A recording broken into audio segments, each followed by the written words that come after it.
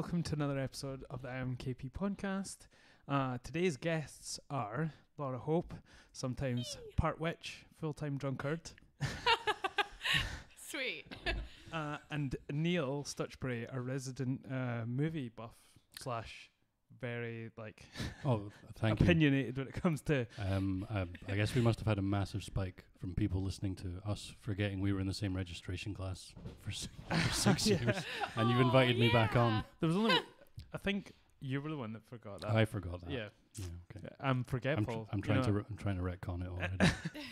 2 seconds. Could you grab my Your coffee? I can't reach from here. Sorry, I'm covered in cables, so it's very hard for me to do anything at this point.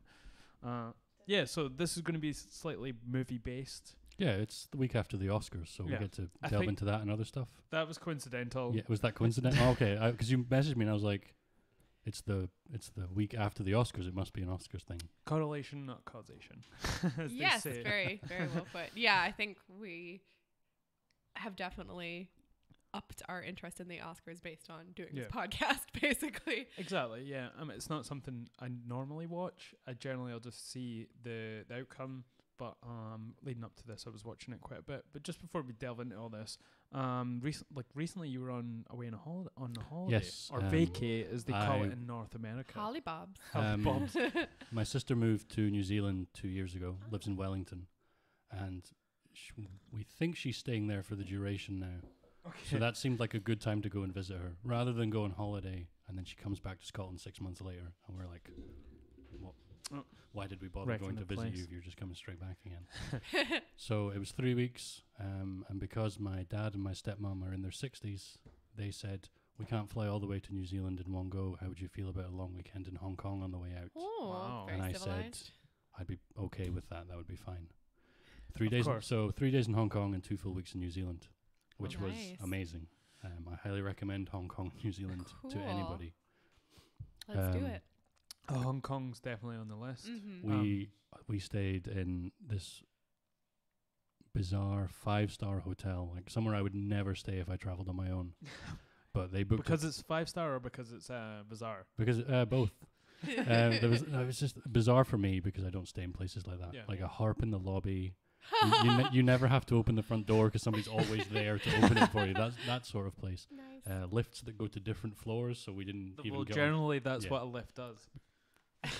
But they usually go to all the different floors, not some of the different floors. I went to 1, 2, 3, sometimes 4. Sometimes 4. You're not Skips 5. Skips 5. Like one would go to like 1 to 7, and then 33 to 42, and then there would be another one that would go from like 1 up to.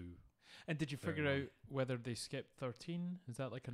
No, there was definitely a 13th floor. There's always this like sort of talk about in some countries that they don't use certain numbers on their... Yeah. Or like gates at airports and stuff. Like no 13, no gate 13. There probably is in Colorado airport. You know, there's probably a gate. Gonna get into the conspiracy theories later, but I'm all in on that being a hellmouth. I totally believe that. Have you heard about this? No, I haven't. Conspiracy? In Denver, the airport is like... satanic. Super evil. Is it on like ley lines and stuff? Well, might be, but it's been purposely designed with satanic images inside it. Like it's very... Some of the artwork is very satanic. And there's just lots of stuff around it that's happened that's very like, oh, like shit. Mysterious deaths. So, yeah. Because they booked it through their travel agent, and they like staying in nice places. So they're like, here, stay here. And I turn up, and I'm just... the scruffiest guy in the hotel. To make matters worse, there's a massive wedding going on, and the lobby's full of people in like their wedding dresses and suits and like everything. And we go up to the desk, and the guy's like, "Your room's not ready." And my dad said, "Because you've overbooked because there's a wedding going on." And then he instantly said, "Because we overbooked because there's a wedding going on." So I got an upgrade. Oh. I quietly offered to swap with my dad and my stepmom. They said no. I didn't offer again. So I got the bigger room on the higher floor. Yeah, the better you don't want to push that too hard. With the better view of the harbour. The harp. The harp. So we had a better view of the harp as well. So no, we had a great 3 days. Went up the peak. Cool. Saw the big buildings. Was it predominantly white people or Asians that were in the hotel? Asians in the hotel. Okay. The thing about Hong Kong is there's a good mix of Asians. Like it's all Malaysian, Singapore, mainland Chinese. I don't don't know. I think now I'm out of my depth, but just like there was still a mix of people, even if they looked generally uniform. Yeah. The thing that really threw me is everyone has black hair. Yeah. Coming from a Western country where we all have different, at least slightly different colored hair, the uniform hair was the strange thing for me. Huh. I mean, hang around with this one. She's definitely like half shark. You know, she has black eyes and she has dark hair, so I'm used to it. But that is strange. That mixture of Asians is cool because generally a lot of people are just not aware when they go to different countries if there are different people from different countries visiting that Asian country, because half the people are not from over the West, have not been exposed to a large population of Asians because just that's the way it is. So when other people are holidaying in these Asian countries, it's cool. Obviously it's going to happen. And then you see like the one Western guy on the subway. Do you nod to each other? No, but it's like I thought about making eye contact, but then you're like, he probably lives here, and every time he gets on the subway, there's some tourist on the subway trying to make eye contact with him. Some like lonely white person. Yeah. Just like, I'm just going to work. Like, I don't care. Just tip your hat like to if you had one, I guess. Did you? I did have a hat, and I lost it. I lost it in New Zealand, so I still had the hat in Hong Kong. I found it in a tree in St. James Park. Okay. Like 3 years ago, it became like my hat. So you passed it on. So I passed it on. It's like the power of now. When you that book, it might wash up in Australia or something, and then somebody else will find it and wear it forever until they lose it. Yeah. I like it. So on and so forth. Yeah. I miss it though. And I just shaved my head before I went, so I had like massive sunburn on my head. No. I didn't find a replacement hat. You should just wear those like ones with the corks. Yeah. To look really stupid. I went to New Zealand, not Australia. I know this, but I just general stupidity looking. That's what I was going for. You just thought of objectively the stupidest hat, regardless of where you are. I don't see. Yes. I'm colorblind. That's where I was going with that. Between Kiwis and Aussies. Yes. Just in general, I am actually colorblind. So then it was 4 days in Wellington, because that's where my sister and her girlfriend stay. And we went to like the nice restaurants they work at. Met up with a friend who's an engineer out there who moved out there 5 years ago. We got drunk and talked about Glasgow University. And while you're in New Zealand. Yeah, and while we were there were some Irish. There was a family of Irish travellers in New Zealand. Right. And they went to a beach and littered. What? And people were losing their minds about Holy this. Shit. And then they went to a restaurant and didn't pay and were asked to leave. What? Yeah, and within 2 days they were deported. Wow. And there was like, Tim was saying to me, everybody at work is asking me about this Irish travelling family, like I know them, like because I came from Scotland and they were from Ireland. Like this is your fault somehow. Yeah. I might be wrong about the Irish part, but just the fact that they were there 2 days, they did the major crimes of littering a beach and not paying at a restaurant, and they were just deported straight up. It's not going to work over here, guys. Can't have this. So now they're trying to sue the New Zealand government. I've been told. Really? Will they be able to do that? No. Will they get it on basis of sort of discrimination, possibly? I'm pretty sure most countries have a thing about breaking the law in their deportation stuff. Yeah. So then that was a week around the South Island, Nelson, Westport, over to Akaroa. I got to do some amazing astrophotography, which I don't normally get to do because it's really because I live in the Central Belt. Yeah. We both live in the Central Belt. If you're gonna have the opportunity to do it, you're gonna do it. And it's so dark there, and the moon's upside down. The moon, like something you don't think about. The moon and the stars are like Orion is like upside down to what we're used to. Wow, that's a head fuck. But like, okay, you think like just if that's Orion, my phone, Orion, and you see that as the top. Yeah, I see it as that as the top. Okay. Yeah. And we're like on the other side of the Earth. So crazy though. Still, to me, it doesn't. In my mind, I can't grasp it. Yeah. Like the flipping of sort of. So then the moon still goes east to west. Okay. But it does it on the north side of the sky. So it's high. Yeah. Like wow. So it's like the. Yeah. Which is especially complicated considering, as we now all know, the Earth is actually flat. So. Of course. This makes me an expert because I've traveled to the dead zone that no planes go across. Did you see the ice wall that I didn't see the ice wall. The reason we're going into this I'm so desperate to talk about it for people listening, as like leading up to this episode, I thought, right, I need a movie that we can all sort of watch and talk about on the show. Initially, it was going to be Legend with Tom Cruise, one of my favorite movies by him that isn't Mission Impossible, I guess. And you hadn't seen it, and it was a couple of days before, so I was like, right, we'll get something that's quite short and easy to talk about.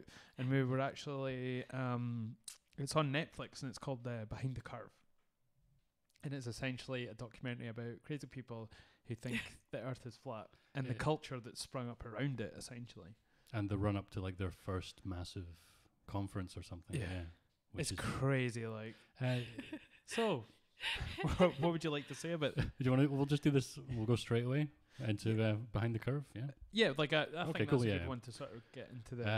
First, we were going to talk about the Oscars, but we'll get into that. Yeah. Like first up, it's Delta V Productions. Which straight away I was like, okay, I know what side it's on, because Delta V refers to orbital mechanics. And like if you increase your speed, like your orbit it's science. Yeah, it's science basically. So yeah. If you've played like Kerbal Space Program, or there are two people who know what Delta V is. One is like people who've studied orbital mechanics at like university, and people who've played Kerbal Space Program on Steam.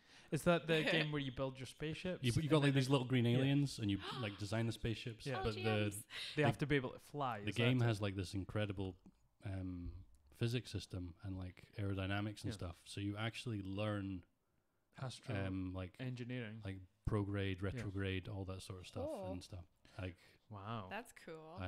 I wish it was taught in schools. Kids would learn so much from playing Kerbal Space. Well, we Program. wouldn't have fucking documentaries about flat Earth if you had people playing this in school. Like the other, like after I watched it, I was talking to my friend on Discord, and he's in the Canadian Navy, and he was like, "I learn to circumnavigate. Like I have to. We base everything on the fact that the Earth is a sphere, and it's more complicated to map things because maps are two-dimensional, but the Earth isn't. Yeah. So your straight lines across the Earth are curved lines. It's the same when you're on a plane and you see like the flight map. Yeah. How did they get past that? It would be like the sort of like Pythagoras, I guess. Would that be? Would that be how they get around it? It's like you need to know your logarithmic tables and stuff like that. Right. So tiny changes, like the top of the map is stretched. Yeah. Yeah. Okay. And the bottom of the map is squished. The middle of the map is squished. So I think Africa is smaller than Africa's like massive. Yeah. Is it something that's constant, or is it something that they're actually like refining over the years? I mean, I'm not sure how it works. You mean maps? No, like the system, how they do it. Because with clocks, you think time is just like a constant that never sort of like but they're also getting better and better with like it's like the Earth.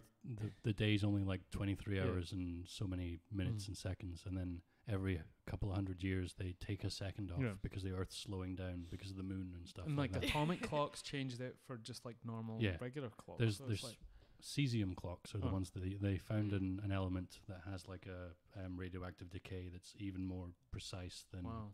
So when they say atomic clocks, I think they're using cesium. Yeah. Okay.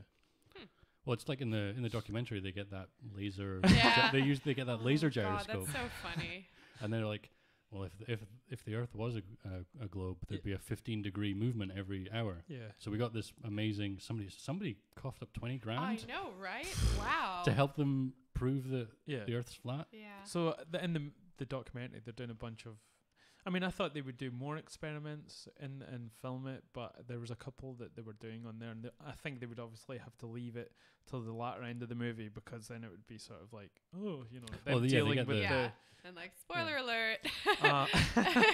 Guess what? The world's not flat. But, and like they have those quotes, and I think what's the astronaut called?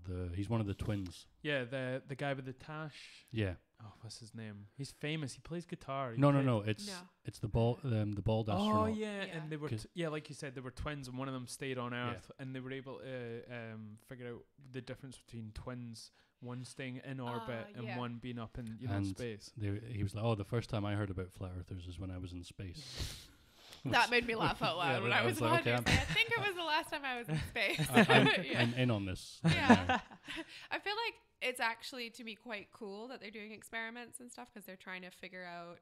I think the basic problem is just people not understanding what's going on. And I think it's cool in principle that they're trying to figure out for themselves what's going on.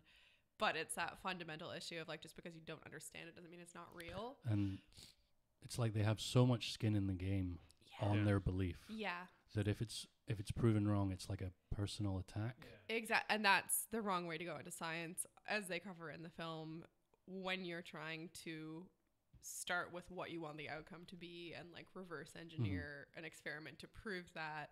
Yeah. That's why we have like a scientific method, and it's not going to work. It's not good. Just to sort of like preface the whole thing, I think initially my thoughts is the whole flat earth resurgence thing is just an internet troll somewhere. I think that's how it started. Well, probably that's what I assumed it was. Yeah. But and then people have taken it seriously and then like jokingly maybe tried to bring it some science to defend it, and then people are latching on and then reiterating and then trying to like come up with other ideas that back their thing up, and then it becomes, I mean, my idea of the documentary was it's become another religion, you know, another definitely it's a dogma with like branching that guy in his like he's crazy, his gallery with like his girlfriends walking around in the back. I can't remember his name. So she was always in the background on her phone texting, as well. Yeah, so weird, just like chilling. Oh my gosh, that was like, amazing. Yeah. What's the name? I'll get his name. Yeah, I couldn't remember. And then there was the other Matt Powerful or something. Oh yeah, Math something. It was a pretty funny name actually. It was pretty good. Math. It's definitely a pseudonym, but it's no way. It's strangely sympathetic towards them. Yeah. I was expecting them to just rip them apart. Yeah, I felt like it was from the kind of Louis Theroux school where they're like, we don't need to really say anything about this. We're just going to let them speak for themselves. And that will be enough. On IMDb, it's gotten 6.4 out of 10. There must be. That's some angry flat earthers there. They've galvanized the troops. Yeah, I bet you. So what's this? But I want to. The main guy that was falling was Mark Sargent. Yeah, Mark Sargent. He's like the poster boy, and he really loves that woman. Oh my gosh, I feel just like like you just know he's like really into her. Yeah, and she's sort of like just like she's like, well, he's one of my minions, basically. Yeah. There's probably a bunch of guys that she goes and visits. But he was the only one in the dock. Yeah. Yeah. I found her quite creepy. Like, she seems pleasant enough, but there's just something about her that's quite creepy, like a bit crazy eyes. The ginger lady from Desperate Housewives. Oh yeah, the one where her face eventually froze at the end of the last season. Was that Marcia Cross? She looks very cross. You can't tell how she looks. But anymore. you know, is it Eve? Her name's Eve or something in it? I've never watched it. Oh, you seem to know an awful lot about it. When Kyle MacLachlan was in it, I was watching it. He was like, when he was like in his wheelchair, being really sinister. I forgot he was in that. That's so funny. I watched those seasons. Oh yeah. But yeah, she is like that, but like kind of like. There's that moment though where she talks about the conspiracies people have about her, like she's a lizard person, or she's like she's in the CIA because her name ends in the letter CIA. That was so funny. And you watch her think, and then I started writing down a note to say she almost says maybe these are the same sort of people thought beliefs that the same reasoning because that I have. But then she like does a complete U-turn at the very last second. I think I was almost coming to that conclusion when she kept talking, when she was talking about the people and their thought process, how they'll just believe anything. Yeah. And I was just a way to be like, what you mean like how you've came to them without any evidence, you know? Yeah. And then, but she never went as far as like you're saying as to say that. It was a good moment in the documentary because it was like it's like self-awareness and whoop. Just almost. You know when a movie makes you feel smart by subtly telling you what to think, but you think you're thinking it by yourself. Yeah, you think you're figuring it out. You think you're figuring it out, but the movie subtly is sort of bringing you to that conclusion, and that was a great point. Yeah. And the other bit where I was sort of ahead of it, and I thought, well, why aren't they? Is when that guy gave that speech at the bar about how these are inquisitive people. Yeah. Like, and they're just misguided. Yeah. And it's, at some point, you just need to, instead of like constantly mocking them and pushing them away. Yeah. Like, some of them can be brought back. Mm-hmm. But you just need to find out what that one thing is that would change their mind and help them overcome that. Because every thought and idea they've had about the Earth being flat or why it's round, somebody else has had at some point in history. Yeah. And like proven or tested. It's this sort of short memory that people have, and I think just because eventually, when years are down the line after it's been no doubt proven that the Earth is flat, I'm a shell. Sorry, years down the line. Flat earther. I misspoke. The Earth is round. Eventually, people are going to forget that this is the processes that people went through, and they're just going to end up questioning it over and over again. People have such short memories. Yeah, it's like you need to see people dying of measles to know why vaccination is important. Yeah, this is another, like, that's an extension of it, and it's one of the best examples, I think, is this sort of just need to question things now just because you weren't there when people were dying en masse from these type of things. And it's like, well, there's like a percentage of whatever that people get really sick from these things, and it's like, well, there's 7 billion people in the world. Obviously there's going to be, you know, a percentage, and even with that many people in the world, that's still a really fucking low percentage. More people probably die of taking paracetamol. More parrots. And we have short memories as a species. Like, I don't know what it is. It's like every maybe 20 years people just forget, and then we have to go through things. It's like we get one step forward and then maybe 2 steps backwards with every issue in the world. And I think that can be quite a positive force, but it can also be really destructive as well. Like, it's a weird thing. I do think as well, like, having those sort of discussions with the scientists, and I do think what they say about actually science having stuff to answer for as well in terms of so we can see your beautiful face, obviously. Neil, in terms of like academia and how it can be actually quite hostile to people from the outside understanding it and what people are discussing in it. Like, I think it's a natural impulse for people like flat earthers to think like, well, if you're not going to tell me what's going on, then I'm going to find out for myself. And they're just sort of reaching a weird conclusion. But I think it's good to see that also science has a responsibility for doing better communication. Yeah, because there is that gap there between communicative science. You got there. Good job. I got there.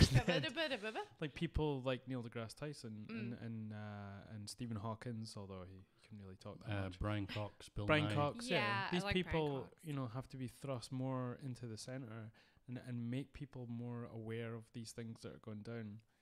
But it's hard. Like, you know, how do you do that? It doesn't help as well that, like, when flat earthers, they seem so calm. Yeah. And then we seem like so angry in response to their calmness. Yeah. Which just makes them seem more rational than us. Yeah, which is quite, it's funny. So then that just, again, just drives them deeper. They're like, oh, look how angry they got. I must be onto something. Yeah, exactly. It's like, no, it's like how, But sometimes it's an unfair representation. One of the things that I've talked about a couple of times is the debate between Ken Ham and Bill Nye, you know, and it was creationism versus science.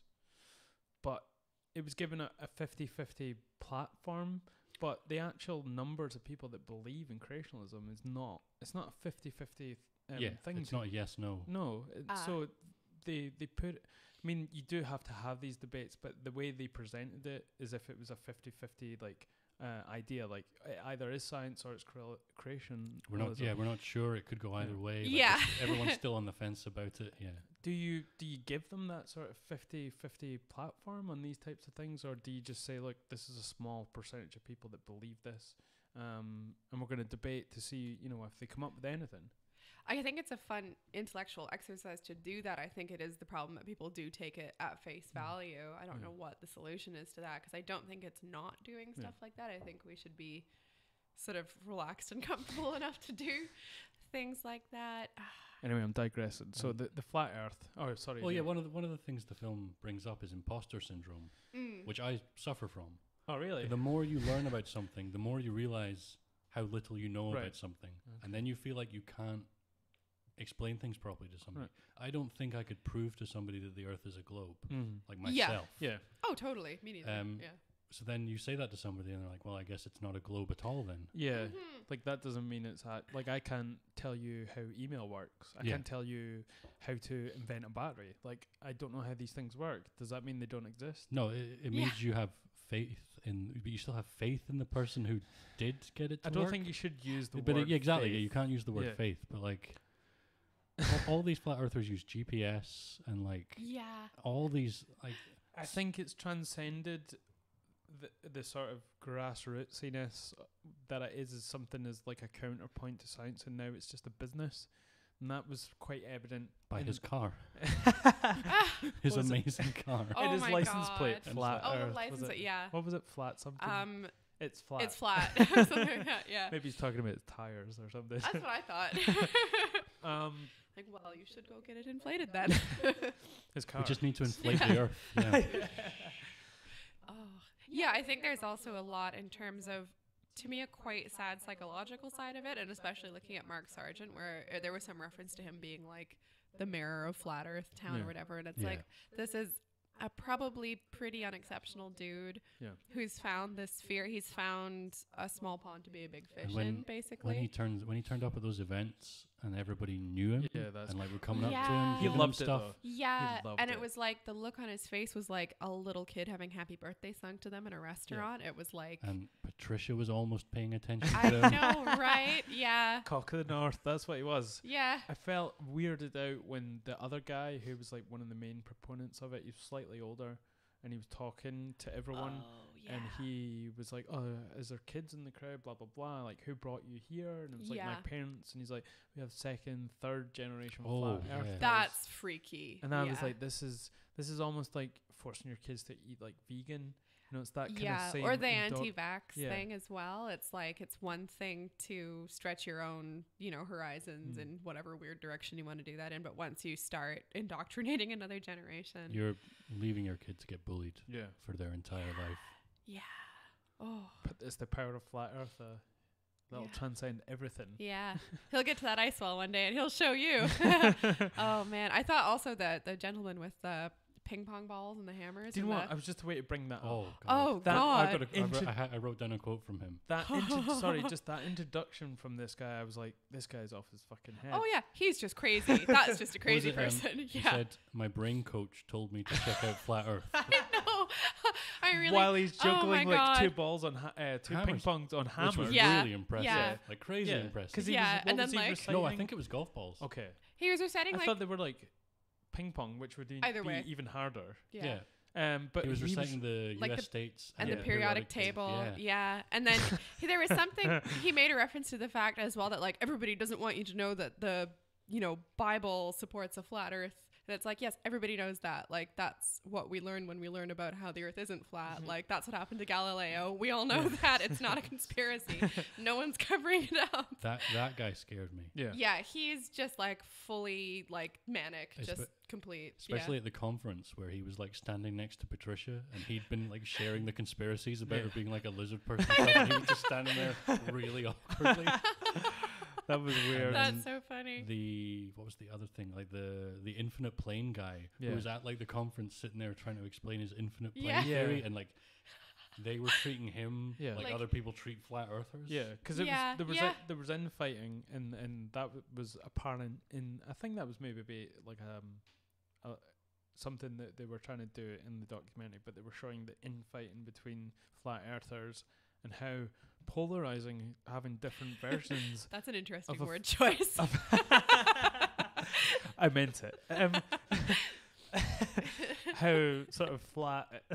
There's only one pole. And it's in the middle, and it's literally a big pole from Poland. That supports a sneeze guard over the planet. Yeah.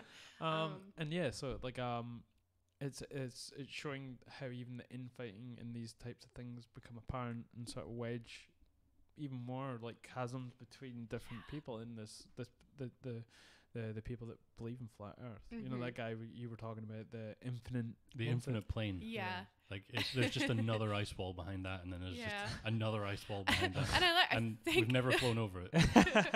I think it was that part, and there was a lady in the group who was like, well, that doesn't sound that likely to me. And it's like, so the rest of it sounds likely to you? But I noticed that guy down the front in the middle. Yeah, nodding. I know there was a bunch of them as well. He really stood out to me as like, I'm here at the Flat Earth meeting. I'm down front row, middle seat. I want to know what people think. He's nodding like he's like, I'm into it. This is like so amazing, mind-blowing stuff that I've never heard. Yeah, we were noticing, if I can point out, how large a percentage of white people there Yes. are, and it's almost like other people have better things to do. There was one black guy. There was a couple of token guys. Yeah. Yeah, there's like a couple like of Hispanic literally guys. token, like guys like smoking a blunt. But I imagine they would be like the one guy they would pull out of the crowd to show that flat Earth is here's like our diverse. black flat earther. Yeah, we're woke. And there was a great moment in the questioning was from the guys making the documentary to the what's his name, the main dude, Mark Sergeant Mark Chapman Tracy Chapman's brother. Mark Mark Sargent. Sargent. Yeah. And I think it was the interaction between him and his mum actually, and they asked. She was sweet. She was just like, my boy, just want to believe anything, but it's bullshit. Yeah. But they asked, is there any scientists in the flat Earth? They flat out just asked, and he was like, no. But it was given, no, there are none. Yeah. But I saw at least two, like those guys who were trying to do experiments and stuff. You would describe them as scientists. Yeah, they're misguided, biased scientists. Yeah, they're acting like they invented science in terms of nobody's gone through all the work to develop the scientific method and rule out things that are a stupid thing to do. But at least they're trying. I kind of admire that in a weird way. Where do you think it stems from? Out with where it's came, the resurgence. Do you think it just comes down to religion? Where do you decide that the Earth is flat? And like, has anybody ever actually believed that the Earth is flat? Like, we're taught that people thought it back in like the 1600s and stuff. But I don't even know how true that is. That was actually false. Like, people knew the Earth was round back then. We just thought everything was on a sphere outside of us. I think it was the heliosphere thing. Was the heliosphere thing, it was like a weird sort of questionable thing. But I think I read into it and they were saying no, they kind of knew for like at least 1,000 years, like something like the Vikings knew about like the Earth. Built things like Stonehenge and all those like solstice things. Like we understood that things were moving around us. I think there's, and to take this from what's his name, Graham Hancock. He thinks we're a species with amnesia. He thinks that we've went through some sort of catastrophe that sort of wiped the minds and the sort of technology that preceded all like the modern, what we considered modern civilization. He thinks that the Earth was like more civilized than we thought. People knew about all these things, and then for some reason, maybe the Ice Age, meteor impacts might have just wiped everything out and then reset civilization. So then we had to go through all these processes again of figuring out the Earth's flat. Like fuck, why is that my preset? The Earth. Yeah, but we did try it. It did take us years to figure out the Earth is flat again. It took us years.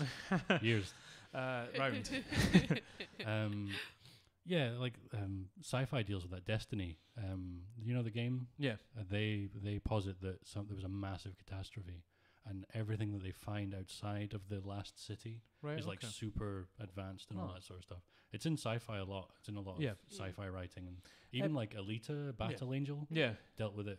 It's not the best film. I saw it 2 weeks ago. It looked. I mean, the trailers look interesting. But the Japanese think about it a lot because of World War II, and they think about are they so technologically advanced because they were wiped out and rebuilt. Yeah. Interesting. Yeah, because they've sort of wiped out old dogmas, essentially, and then have been given the tools of the modern world at that time. Yeah, they were able to just like sort of work. Infrastructure-wise, they had a clean slate almost, and and then they were able to build better and like think ahead, and then you have even if it's just like better highways and things like that, that gives people more time to do other stuff. Like that's something I noticed in Hong Kong. They are building roads and highways and tunnels everywhere constantly. Well, if they were that advanced, they wouldn't need roads. If they were that advanced, they wouldn't need roads. Where we're going. Big stock. Yeah. I think even in terms of Japan, but even just culturally, their idea of what it meant to be as a nation Japanese was also wiped pretty much clean. There were certain ideas about, the empire and everything, and in some ways, I guess. The Jedi. Yes, the Jedi. Jedi. The other moment in that documentary that really is the eclipse because there was like a massive eclipse in North America. I think it went right across from Oregon down to South Carolina, North Carolina. I have a friend who lives she lived in Portland at the time, and she got 93%. Hipster Mecca. Hipster Mecca. She got 93% coverage there. Oh. If you went like 50 miles south, you got 100%. Wow. What year was that? Because we were in It was only Toronto a couple of years ago. It was August last year, maybe. Yeah. If it was the year before, we were in 2017. Toronto for it. Yeah, we were there. Yeah, so we saw it actually. So you got yeah. like it's pretty half high. of it. Yeah. Yeah, it was pretty. It was pretty cool. weird, I like the liked light. Because we got one in Glasgow or Yeah. one in the UK, It always looks like there's fucking. but you could see it through the clouds a bit. Yeah. And we got maybe like half of it covered. And Scotland's even that always was weird Yeah. enough. Scotland Yeah. always looks like there's an eclipse happening, just like the way everyone's disorientated. And Yeah. the light's really weird. People are stumbling about. The birds are drunk. But the Weird. way she described it is that it was like sunset and sunrise at the same time. Like you had no idea what direction was anything. Like Right. Yeah. because your brain knows Yeah. through Yeah. at certain times of Yeah. day what direction things Yeah. are because of where the sun is. Yeah. Yeah. And that completely Goes It's to pot. very goes weird. to pot during an eclipse. I think that's maybe. Have you seen Apocalypto? It's one of my Yes, yeah. favorite movies. It's directed by Mel Gibson. And he's a brilliant director. He is a brilliant That's director. what's He's a, annoying about You it. can be a terrible person and an excellent director. he's a terrible human being and a brilliant director. Yeah. But yeah, like you see Mark Sargent's reaction to the eclipse, Yeah. and he is having a moment. He Yeah. is like Yeah. he's Yeah. You can see him thinking about. He's wowed by it. in He's a wowed, sense. and he's thinking about everything he believes. You can see it in his Yeah. face. No, you can. And then it cuts to him talking about it on a podcast, and he's having to just like stick to the message, Yeah. stick yeah. to the script. He's trying to like collate it so Yeah. it fits into his worldview. And he's It's like, just "Oh, it was not- like a really good special effect in a movie, but if you saw his face, Yeah. it wasn't." Yeah. No, he was totally blown back by it. So yeah, we're probably going to give up that. No, that's fine. We could Is there any more notes for the just behind the the curve? the Nikon P900, the camera in the it? yeah. camera.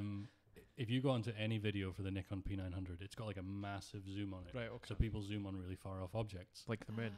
Yeah, and it always flat earther comments in every Nikon P900. Really? Wow. So when they did their experiment and they had a Nikon P900, it's the flat Earth camera of choice. That's so funny. In fact, They like, should market it on I that saw basis. there was one meme where somebody said, "Oh, I found out that this camera has a macro function," and he zoomed right in on a basketball, and it had like a flat horizon of his basketball, and he said, "I guess this basketball's flat."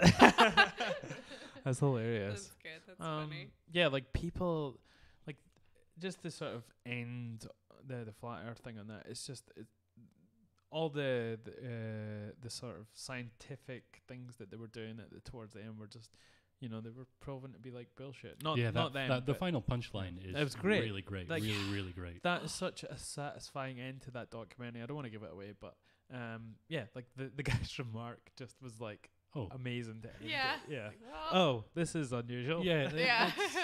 and That's interesting.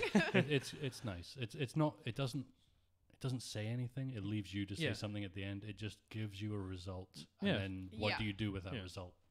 Because they could have just not ended it any other way, and then you'd feel sort of satisfied, like it's not resolved anyway. The movie, it's just like, oh, these people are a bit insane. Yeah. Here's what these scientists think. That's it. But this Yeah. one, it was like, we're doing something, we're following it. Oh. What now? Yeah, what do we think of this? Yeah. So yes, so we're gonna go on to the Oscars. Now, generally, I'm not an Oscars type person. Don't watch it, and I'll usually just follow up afterwards with what won what, and not really get into it. From what I heard and from what I saw, it was a very inclusive set of Oscars this year. Very you know. inclusive set of nominations. Yeah. And it was presented, By pretty nobody. good. Yeah, by nobody. Yeah, that was interesting. Three women takes the power to do one man's job, I guess. Whoa. But they weren't presented. No. No, They they came on weren't. and did a skit, and Yeah. then it was just. Yeah. That Get lady's them on and eyebrows off from and on and Parks and Recs. What is going? Sorry, I'm getting all like. I haven't watched gossipy. it, so you're You know the lady that is like the weird sort of lady with the blonde. Polar, Amy Yeah. Polar. Yeah. Her eyebrows in this was just fucking like they were Wow. like sad faces, like just Really? like upside down mouths, like just on Maybe her she face. was feeling Greta Garbo or She had, like, something. Guppies on her eyebrows. Oh, I don't think I've ever heard you word say guppies before. That's really nice. Never look at guppies the same way. Okay. Guppies. Guppies. So yeah, But the ceremony was weird because they tried to come up with all sorts of things because they're worried about people not watching it anymore. Yeah. I felt because last year it was quite some of the lowest numbers I think they reported. Longest runtime and lowest numbers. Bad combination. And it's not just a change in viewing habits from people. It is. People aren't just watching the Oscars for 4 hours a night. The thing that always comes out every year around Oscars time is people sort of saying it's like sort of self-aggrandizing. You know, it's like these people patting themselves on the back. My first thought in that is these are people that are making art, you know, regardless of what you think of movies and all these things here. You know, we need to sort of celebrate at the highest level somehow. Is the Oscars the right vehicle for that? Is it a bit old-fashioned? Yeah, it can be. You know, it goes on for ages. Is there a better way of doing this and updating the Oscars and not making it a sort of quasi-political statement sometimes as well? You know, it's like... because it's actors, we're interested enough that it's watched.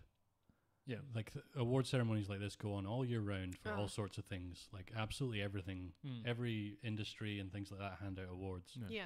These ones are about famous people, so it can be televised. Yeah. I think is the issue. Okay. Like the Oscars itself isn't a problem.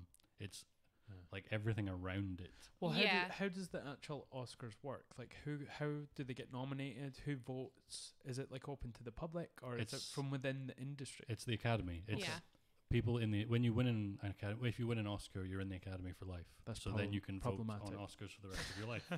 Exactly. It's like but then no, it'd be problematic if it was the other way around. Like well, if you were part of the public. Yeah, like you could only vote for yourself or something. Like I guess you can't vote for yourself. No, like if you're in it, then you can't vote. But I was thinking it should be the public that, you know, voting for a political party. Although that's the way it should be, I think. They did try to introduce a like popular category this year, and people didn't like that at all either.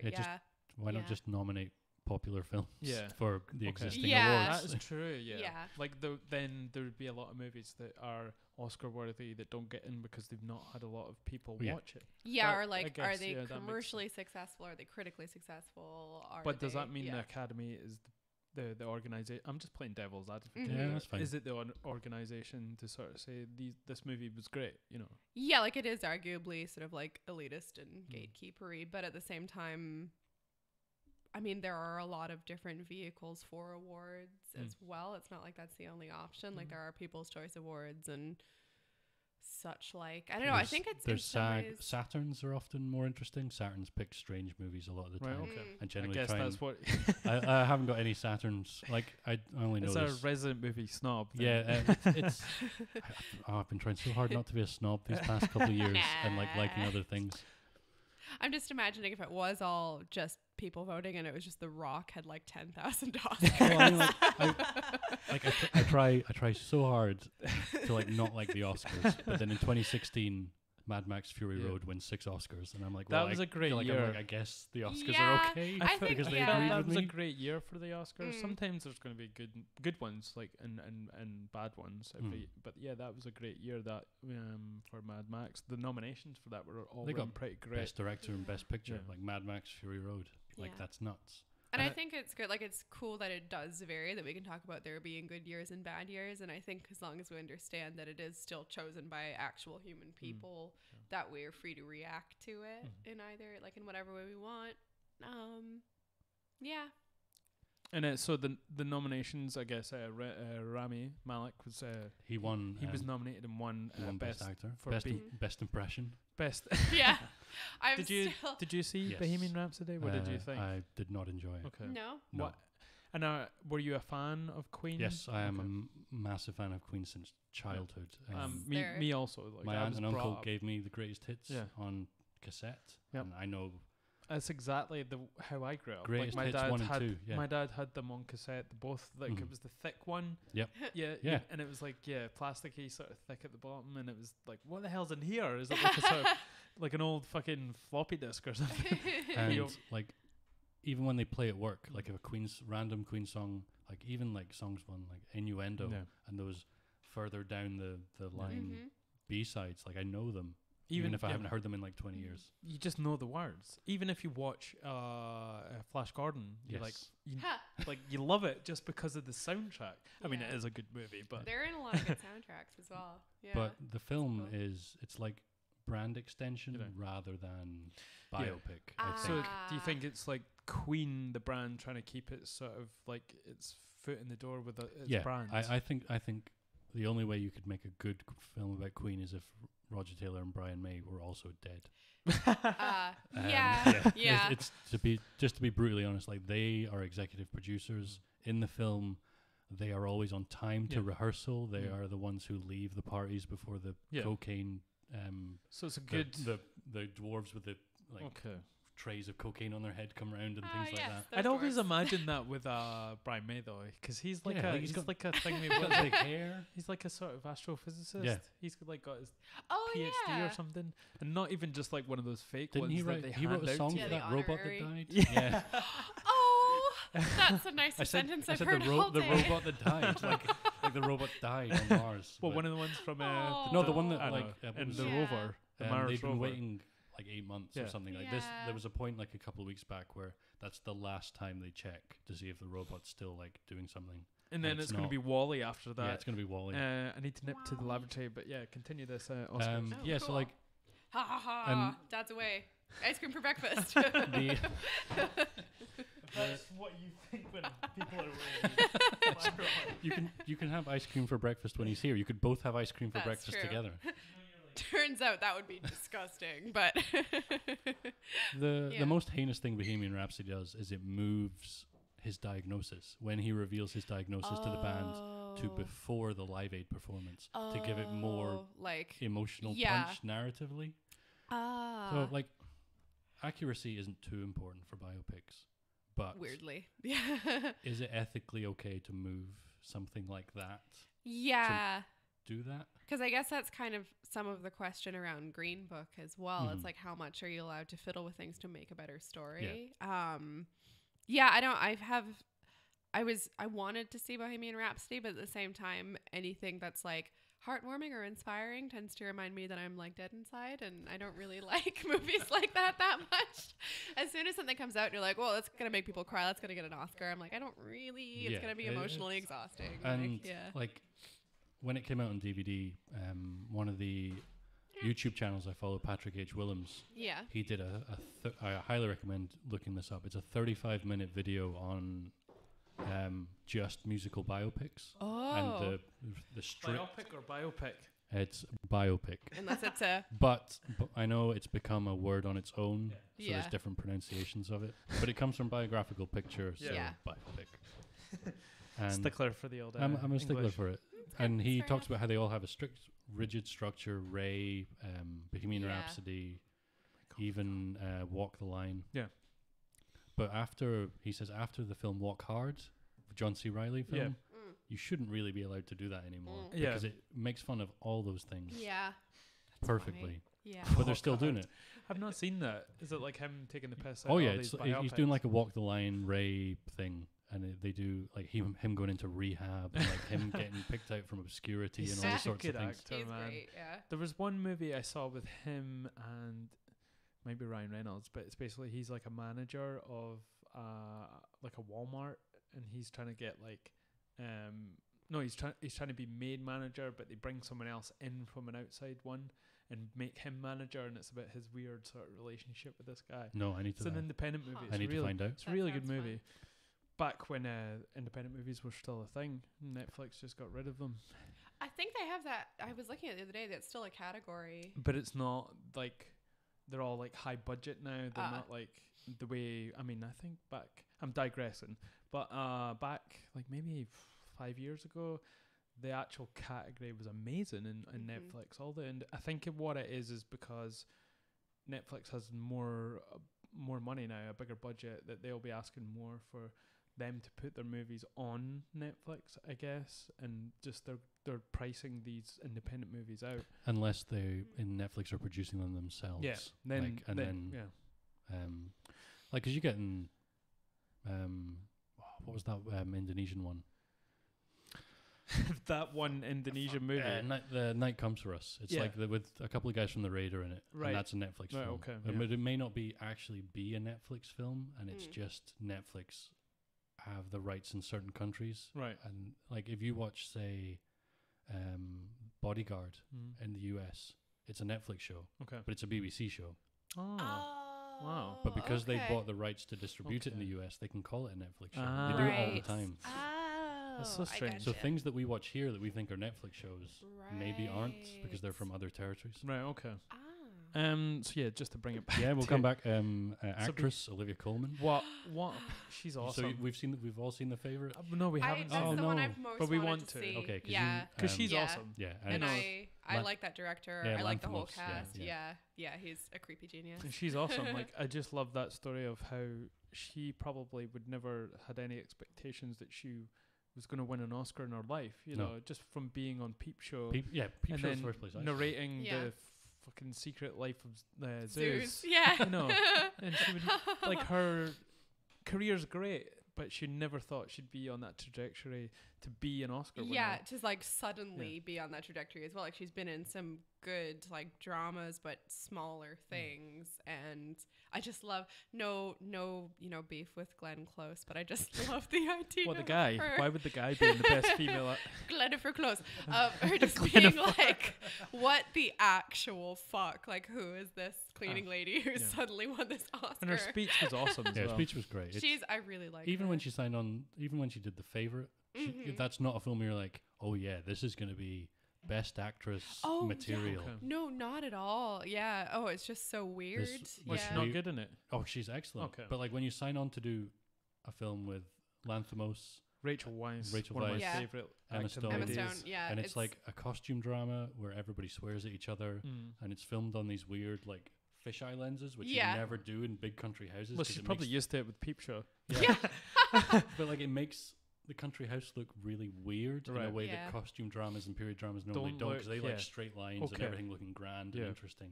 This makes surreal. It almost makes it look like a frat house comedy where you're trying to like capture something horrible going on. Right. But, like, you need to see everything at once. Yeah, it would not be the first or even the 50th film where you'd be like, yes, this will get me an Oscar, just in terms of weird tone. Even Nicholas Hoult is like amazing in it, and he's like his big because he's part of the Wigs. He's got like his grand. Is he like a dandy or something? I remember when the trailer came out for that, and I made you watch it like right away because I started watching it thinking it was gonna be like a period piece, and I was like, what's this? It looks amazing. And I think it's the first time he's not working off one of his own scripts. Yeah. Which, if you've seen either like The Lobster or Dogtooth or Killing of a Sacred Deer, everyone talks in this weird, stilted, awkward fashion. But that's not the case for The Favourite. Oh, okay. But it's still definitely his style and like way of thinking of the world and people. And amazing. Yeah, and it's supposed to be really good. But she is awesome though. Like I think she's amazing, and Peep Show especially, because I've gotten very like into it. I've watched it twice, but I didn't get into it when it first came out. No, me either. And then just watching it back, it's so the lines from it are just so memorable, and she has a big part of that. Made you watch it. Rachel Weisz is not in it. Which one of you fucking sectioned me? There are so many amazing quotations. Like so strong. Every like interaction is very quotable. Yes. Immensely quotable, and all those little like they're really good observational things where it's like I thought I was the only one who felt that way about that thing, and and obviously Spike Lee won as well. Yes. And which one was that for? I know Black Klansman. Oh, Black. Do not say that Spike Lee won for Green Book. Jesus Christ. He's very. I don't know what Green Book is. He's very mad about Green Book winning. What is this Green Book nonsense? Green Book is a film about a racist, super racist white guy. Okay. Who's like he's like a bodyguard or a doorman or a bouncer. Okay. And he does security for a black pianist who's doing a concert tour of the South. Okay. And they become super good friends. And because of this, I'm going to use the trope, because of this exceptional Negro, the super racist guy isn't racist anymore. Yeah. So is it like a reverse Driving Miss Daisy? Yes, exactly. Which Spike Lee lost against in 1990 when Driving Miss Daisy? Yes. Yeah. To what? Do the Right Thing. Oh no! So he's real mad. He made a joke. He did make a joke like Every time somebody drives somebody, I lose. Yeah. But yeah, so it's basically... Was he maybe drive? Was he up against... He was never up against drive. It's basically seems to be a movie made by mostly a bunch of white people about solving racism. It's the racist white guy's son or grandson is like who wrote the script. Yeah. Who did not consult the guy that pianist's family. So it's a true story. Yeah, it is. But is the story about the pianist or is it about the guy? Well, the trailer I saw suggested buddy comedy, equal footing, buddy two cop. of them moving together. Buddy road trip through through the Jim Crow laws. Through the Jim Crow South. Yeah. And then you watch the film, and it's basically Viggo Mortensen's character is the main character. Right. Because Viggo Mortensen. Yeah, because Ali won for Best Supporting Actor. Yeah. So he was up for. But supporting. who was the main actor in the movie? Viggo Mortensen. Okay. Yeah. So that shouldn't be an issue, you know. Like there are people that are complaining about, you know, who was up for an award. Oh no, it's not an issue that he was up for Best Supporting. Okay. It's an issue that they sold it as an equal footing sort of thing. For me at least. If you hadn't seen the trailer, that wouldn't have been an issue. Trailers are dog shit now. Like the art of not showing like too much or completely hoodwinking people is just blown out the water these days. Like it used to be an art form to do trailers. You've got to be on the hype train. You've got to keep people interested. You got to get it out every 3 months. So had you seen Green Book? Yes, I saw Green Book as well. And what was your thoughts on it? They're both excellent. Okay. Like they are incredible. They're both really good actors. Viggo's great. Viggo's always he's always good. What was the one with he was the Russian dude? Eastern Promises. That's one of my favorite movies. Fight really scene good. in the oh my god, it's so intense. And you actually see Viggo god. Mortensen's actual balls in it. You know? Yeah, and as a young lady to render a fight scene in which you see Viggo Mortensen totally nude and make it just nothing but repellent and horrifying. It's an accomplishment. You would have thought his balls are repellent. They were not knife repellent. No, they were not. I was just so worried about him. No. He kind of reminds me of Rick. You know, when Rick's like smashes up his old his other bodies. Oh he's, yeah, naked, and he's all like covered in blood. Like and he's got this little that's what he kind of looks like, innit? Never watched Rick and Morty. What? No. Neil, it's too stop late. being so. I know it's too late now. No, it's not. No, it's too late. It's not. I need to stop being. What is it like a? A contrarian Mary. Stop being contrarian. One day. Honestly, I think you'd like it. Do people say that to you a lot? Yeah, that's when people constantly you need to watch this, which I do to people all the time with. I'm just glad I got The Guest. Everybody should watch The Guest. Watch The Guest. Which one's that one? Yeah, I've heard you talk about this. Watch The Guest with Dan Stevens. Just watch it. Oh, Dan Stevens. And just to bring it back to the Oscars, Alfonso won Best Director and Best Cinematography. I haven't seen Roma. I haven't watched it. My parents saw that and they liked it, but I don't think they were blown away by it. It was the first Netflix film to actually get a big screen release as well, because they wanted to. It looks incredible. Apparently, do you think on the big screen. It's kind of a tough situation for those award shows when something like an entity like Netflix are making all these fucking amazing shows and movies? Like, will it just become eventually the Netflix division? Will they have their own awards? Yeah, or will it be just Netflix wins best whatever, and it's like... Well, they were sort of afraid of it, weren't they? I think because it's obviously a well-directed film, so they were like, I guess you win best director, but there's no way this is ever winning. Because it got best foreign film, I think, as well. Mm-hmm. Which I guess I haven't seen it, so I wish I had. I think I wanted to see it on the big screen, and then it was gone, and I still want to see it on the big screen because I think it deserves to be. Yeah, maybe it'll be back. Yeah. I think that's our sort of best animated Spider-Verse. Yeah, I really want to see that. We had the choice to go see that in Glasgow. It was that or Aquaman. Yeah. And Aquaman. And I felt Aquaman would only be good in the cinema, just with the visuals. Yeah, Aquaman was robbed not getting nominated for best visual effects. That's. I mean, who won it? First Man.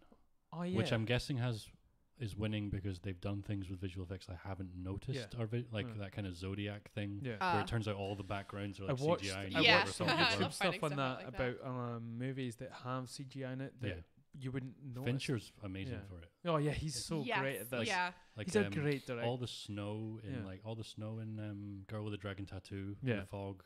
Yeah, all the blood in CGI. Zodiac is CGI. Wow. Yeah, things One like of the that. big ones. This is kind of leading into maybe another part. We won't get there just now anyway. One of my favorite pieces of movie trivia is you know I in didn't look up any movie trivia. It's okay, we got Fe- loads. Fear and Loathing, Yes.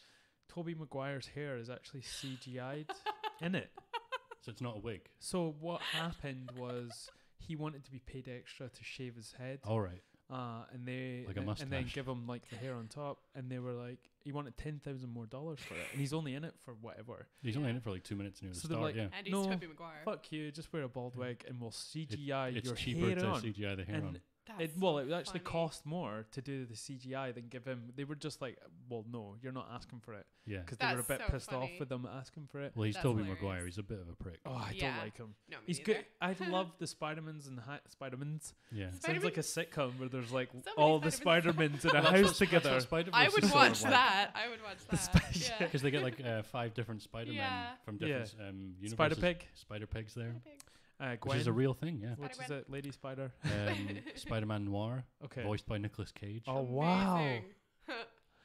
Who? Movie trivia. His middle name is Kim. What? Yeah. His middle name's Kim. His middle name's Kim. He's definitely some hick from a trailer. So just like so they CGI'd his hair on, and you can't even tell. Yeah. That's funny. Aquaman, all the hair is CGI I kind of guessed that. because they're not actually underwater. Not actually Oh underwater. right, okay. I love that they go. It essentially does away with Justice League, Yeah. ignores it almost entirely. What's Like- your thoughts on that sort of the DC on world Aquaman. versus Marvel Okay. at this point? It's like they're two sides of like the production problem, Mm. where Marvel is so controlling. Everything is sort of like the same sort of film, and they're Yeah. all good. Yeah, Every single Marvel film is good, but they all stick to a rigid structure. They all have Yeah. to tie into each other. of course. Right. Yeah. So even when I'm watching Infinity War, the ending has no impact on me. Yeah. Because I know Spider-Man has another film. I know Black Yeah. Panther has another film coming out, And they have Yeah. to all, and you they know, all have tie to and they have come to all- back. yeah. So like you're just sort of like, Yeah, but that wasn't. if you were to go in with no knowledge of like the machinations of Marvel Yeah. and the Yeah. Disney machine, Yeah. you'd probably really enjoy it and have like a big emotional response to it. And yeah, like if you watch it as a standalone movie, Yeah, then it'd but be how do you still- do that? Yeah, and there's no Yeah. one that's not aware of the other movies that go in And- to just watch the third, was it Avengers movie? Yeah. Yeah. And then DC's the other side where they're constantly trying to tweak it and Yeah. make it something else based on what the last film was like. Mm. Except for Aquaman, where I didn't love it, Mm. but I have to defend it because it's no studio. That's not a studio controlled product. No. That's a bizarre, weird, Yeah, like Yeah. It's a great one man's movie. vision. And James it's Wan, just I think. super Yeah. fun. I enjoyed it. Yeah. It's fun. Yeah. It's a Yeah. fun movie, and that's And- what it's supposed to be. And then I was like, so I have to give Aquaman props because it's what I've been wanting, and they've Yeah. delivered. So I have to defend it, Yeah. even if I didn't think it was great.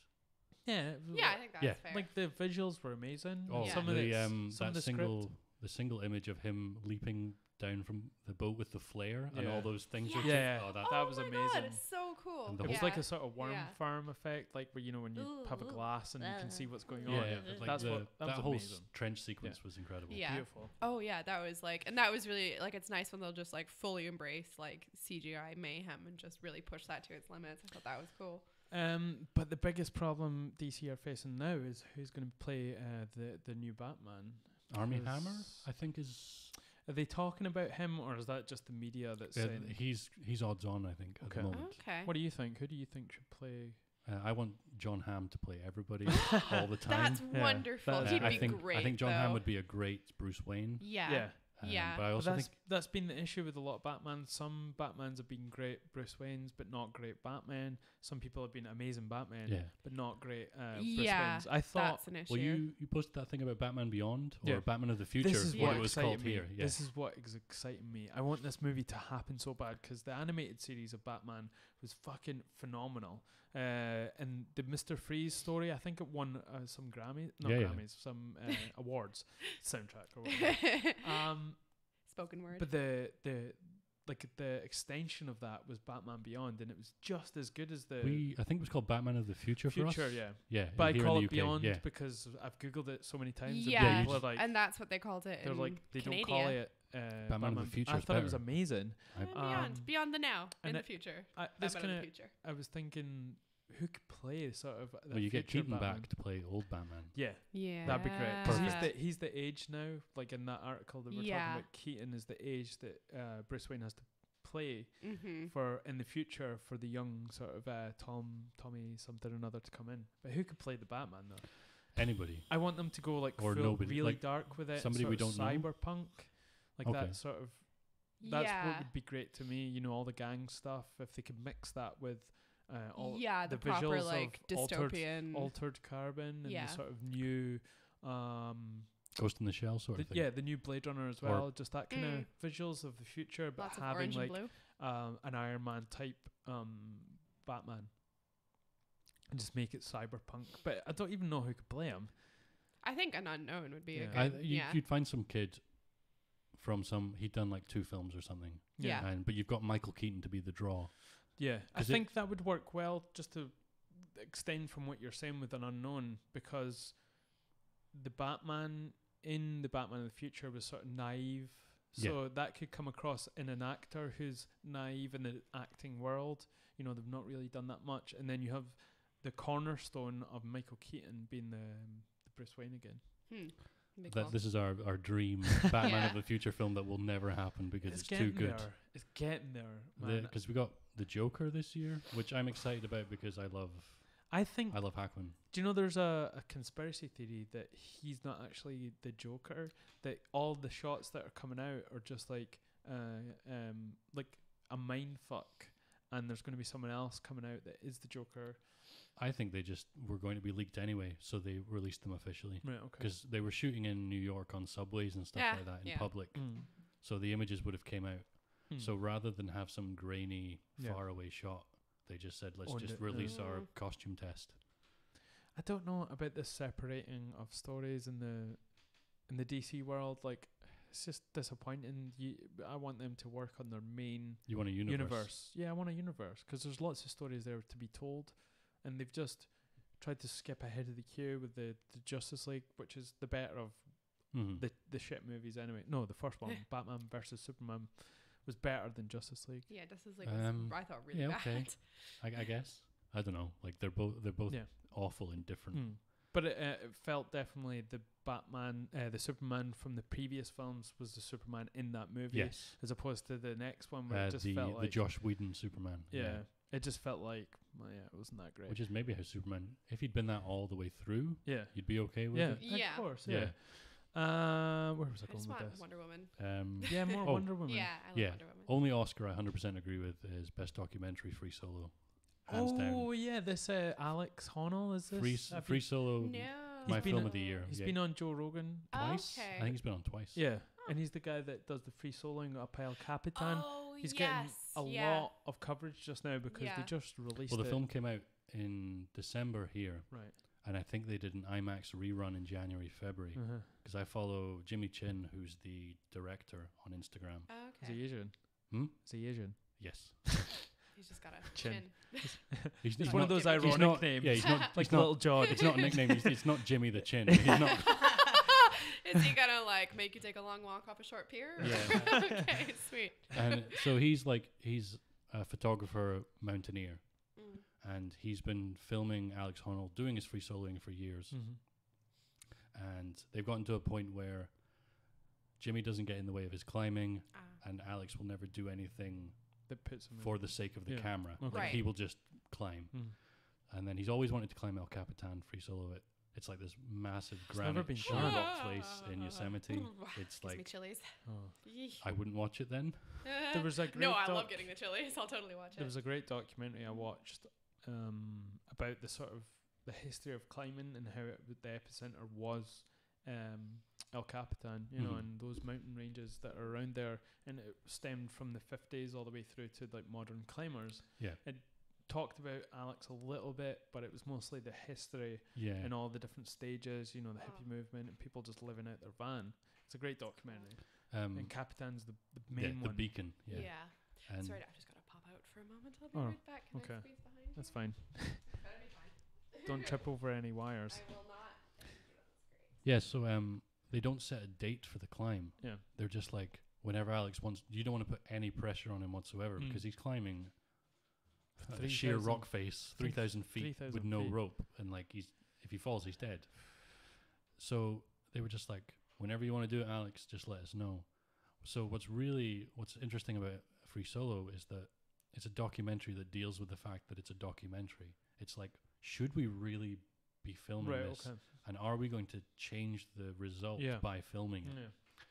And then if the result is something we don't want, should we be filming it at all? Yeah. I think I saw some people talking about it, like if, him dying in front of his friends, he doesn't want to do that. No. He doesn't want to scar his friends by filming his death. And but at the same time, it's something that's so epic that you want to be able to document it. Yeah, it's like he would have climbed it anyway. Yeah. He would have done it if nobody was filming him. But he knows, for his friend's sake, that it's something worth capturing, even if he doesn't care too much whether or not it's captured. What's so good about the documentary? Is it the subject or is it the cinematography? Well, when I watch documentaries, I like people. Yeah. It's usually an event that brings something out of people. Like you need the climbing of El Capitan is the event, but it's interesting to see Alex and Jimmy and their friendship and the tension that their friendship and the event is causing. But it is beautifully filmed. Right. Okay. Like, so they're showing that. Yeah. That because he talks about how the night before the climb, they're just sitting talking, and Alex just looks at him and goes, "I think I'm going to climb tomorrow."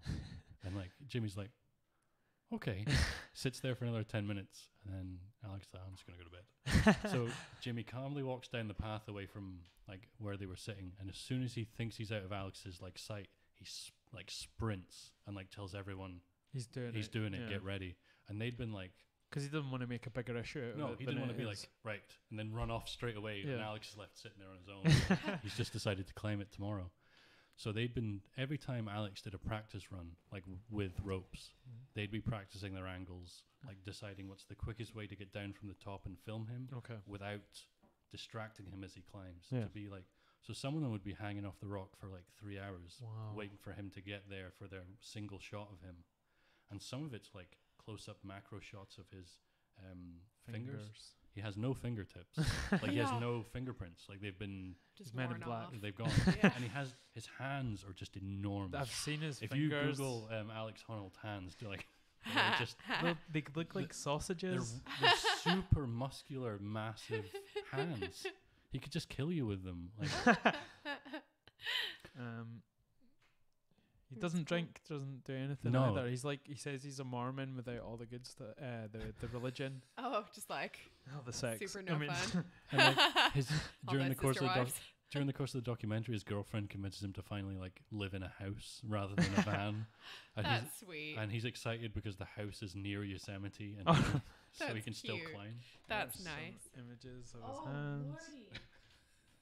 Oh, jeez. Those are something. They're just massive. Oh my God. They look like old men who've worked. Yeah, all their life. Yeah. He's got that same like just thickness to them. He looks like he's turning into a werewolf, but from like the fingers up. It's like the scene from American Werewolf in London. When the fingers extend. It does look like that. One of the greatest scenes ever. Yeah, best documentary of the year. My favorite film of the year. I'll have a list to watch after this. Yeah. Just want to get on to disappointments and highlights from last year. Disappointments and highlights. Sorry to bother you. Okay. I can't talk about it much without spoiling the entire film. But there's a line in it from Armie Hammer where he says, "You're going to be the Martin Luther King of horses." And if you've seen the film, like you know why that's funny. If you haven't, like you just can't. But it's weird, really, really weird. So this is a highlight for you? Yeah, highlight. Sorry to bother you. Okay. Just watch it. Telemarketing yes, one? It's the telemarketing that one. looked so funny. I really want to see that, but I haven't it's kind of like seen that Shia LaBeouf one you were talking about, the one we watched with the lady director. Oh, She's American not- Honey. Yeah, that's a great Oh movie. yeah. Yeah. I Brilliant meant to movie. watch that. It's so yeah, good, it's man. good. I like it The a lot. other one as well that she directed was set in the UK. Fish Tank. Yeah, Fish Tank. That's one of my favorite movies. Oh, that's Michael Fassbender. yeah, Yeah. yeah. Really It's Andrea good. Arnold Like, is the director. Fassbender and his sort of independent movie, like Peak. Mhm. He did a Yeah. lot of really good sort of independent movies around that time, and it's It's very. really good. It's the way I described it to Laura is it's like a sort of aspect of being a girl that I've never grown up with because I'm not a girl. Like it shows things. It shows things and what it is like to be a girl grown up in certain types of parts of the world. On that note, 8th Grade, which came out last year, is Right. excellent. Okay. It's Okay. just a film about an 8th grade girl and like the problems she Wow. has. Okay. 8th Grade. Interesting. Worst sort of disappointments of last year. Everything in Venom except for Tom Hardy. Oh my god. Tom Hardy is a highlight of 2018. The rest of Venom is a low light. I don't know That's not unfair. I don't know what film Tom Hardy thought he was in, but I want to see it Okay. because we haven't. Yeah, Yeah. that was a weird. I enjoyed watching it, but it was just a huge mess as well. Yeah. Like it was. I liked it, but it was definitely, if it had been someone other than him. It was enjoyable, but it was a mess, I think, is the sort of take from Yeah. it. But yeah, like you're saying, if it had been any other actor, it just would have been completely terrible. I like somebody pointed out. Usually in a movie of that type, he'd have to be this like handsome whatever, but it's like Yeah. he's Tom Hardy. He's gorgeous, but he's like a mumbling, sweating, insane mess for the whole thing, and it's brilliant. He It's needs so to- funny. He needs to go acting school and learn how to project. no, he doesn't. Because, I mean, all the way Blah, from... blah, blah, blah, blah. I was born in the darkness. I remember- You merely adopted it. Swear to me. Seeing The Revenant with my mom, and mom was like, I think I'm losing my hearing. I can't understand anything that young man is saying. And I'm like, no, it's okay. No one can. Nobody can. He can. He doesn't know what he's saying. It's fine. Turn up his volume. That's all you have to do. Jurassic World. was Oh awful. God, that is on my Oh, list. but It's bad. best poster. Oh wait a minute. I said disappointments. Yeah, so you Disappointments. Yeah, think Jurassic World, except Yeah. for the poster, which just had nothing but dinosaurs on it. Yeah, Best that poster. was Great. that Best was poster on of the my year. don't even bother Um, seeing it list. Sadly. Henry Cavill's mustache highlights is incredible. Yeah. Mission Impossible Fallout in general. It's a good one. I don't want to like enact Ghost Protocol and turn this into a Mission Impossible podcast, Yeah. but love Fallout and everything in it. It looked really They're cool. pretty good. Like Laura and I watched the Ghost Protocol. Is that the one in Dubai where they're That's the climbing fourth up, one, yeah. climbing up the? That's the- my yeah. favorite. It's great. It's a great fun. I watch that series. scene like once a year Yeah. on YouTube. It and- made me very sweaty hands. That's the only Mission Impossible film I've ever seen. Oh, Yeah. Genuine freak. Have never managed to see any of them. I thought the trailer for the most recent one looked super cool, Yeah. and that made me want to see them. Is it different Um, directors every time he makes them, or it was until the fifth one. First is Brian De Palma, Ah. who clashed with Tom Cruise. So then they got John Woo. John was the second one? That's how I like the second one just because of nostalgia. Yeah, The John because we Woo-ness. watched it at the age of like Yeah. 14, Yeah. 15, so we thought it was like the coolest thing on and the the planet. music, like Limp Bizkit did Limp the music Bizkit doing video. the song. Oh yeah. Third one's JJ, Yeah, which JJ. launched Ah. JJ's He career. did the third one. It launched his career as a director. That How was does his it fare first up? I did feature. not know How does that. it fare up? It's there's an argument to be had in the community about whether 3 or 4 codified what we have now. Okay. Like whether 3 brought the franchise back Our second one did. or 4 did. All right, okay. As far as I'm concerned, 4 is the one. mutts nuts. Yeah, it's the one we watched. It was But great. Okay. It was cool. third one's great for Philip Seymour Hoffman as the villain. Oh, He's wow. excellent. Yeah. But it has that sort of J.J. Abrams mystery box where they're like after something called the White Rabbit, but they don't reveal what Okay. the White Rabbit Nice. is. I like that. I always like a mystery item. But then in the fourth one, Ghost Protocol, there's lots of rumors about what happened behind the scenes. Right. Paramount were maybe going to get rid of Tom Cruise because that's when he was like Oh. jumping on couches and shit. Oh, that was when he And went banging full. Katie Holmes. And then Yeah. like Jeremy Renner's in it. Yeah. And there was rumors that the studio wanted to hand off the franchise to Jeremy Renner. Oh. That would have been. Is that why they had him in the movie, and that was going to be And then he handed sort of- off? And then in the halfway through filming, Tom Cruise brought on Christopher McQuarrie, who was at that point was in like a Hollywood jail. He Mm. hadn't directed for years. I think he did Right. like Way of the Gun.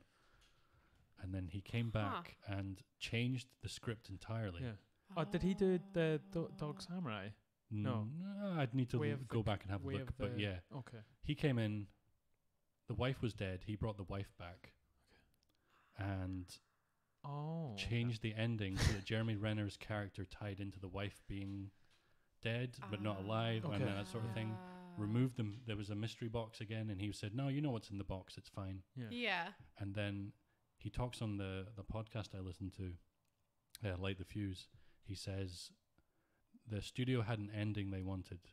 I came in and made enough changes that they couldn't have that ending anymore, and they kicked me off.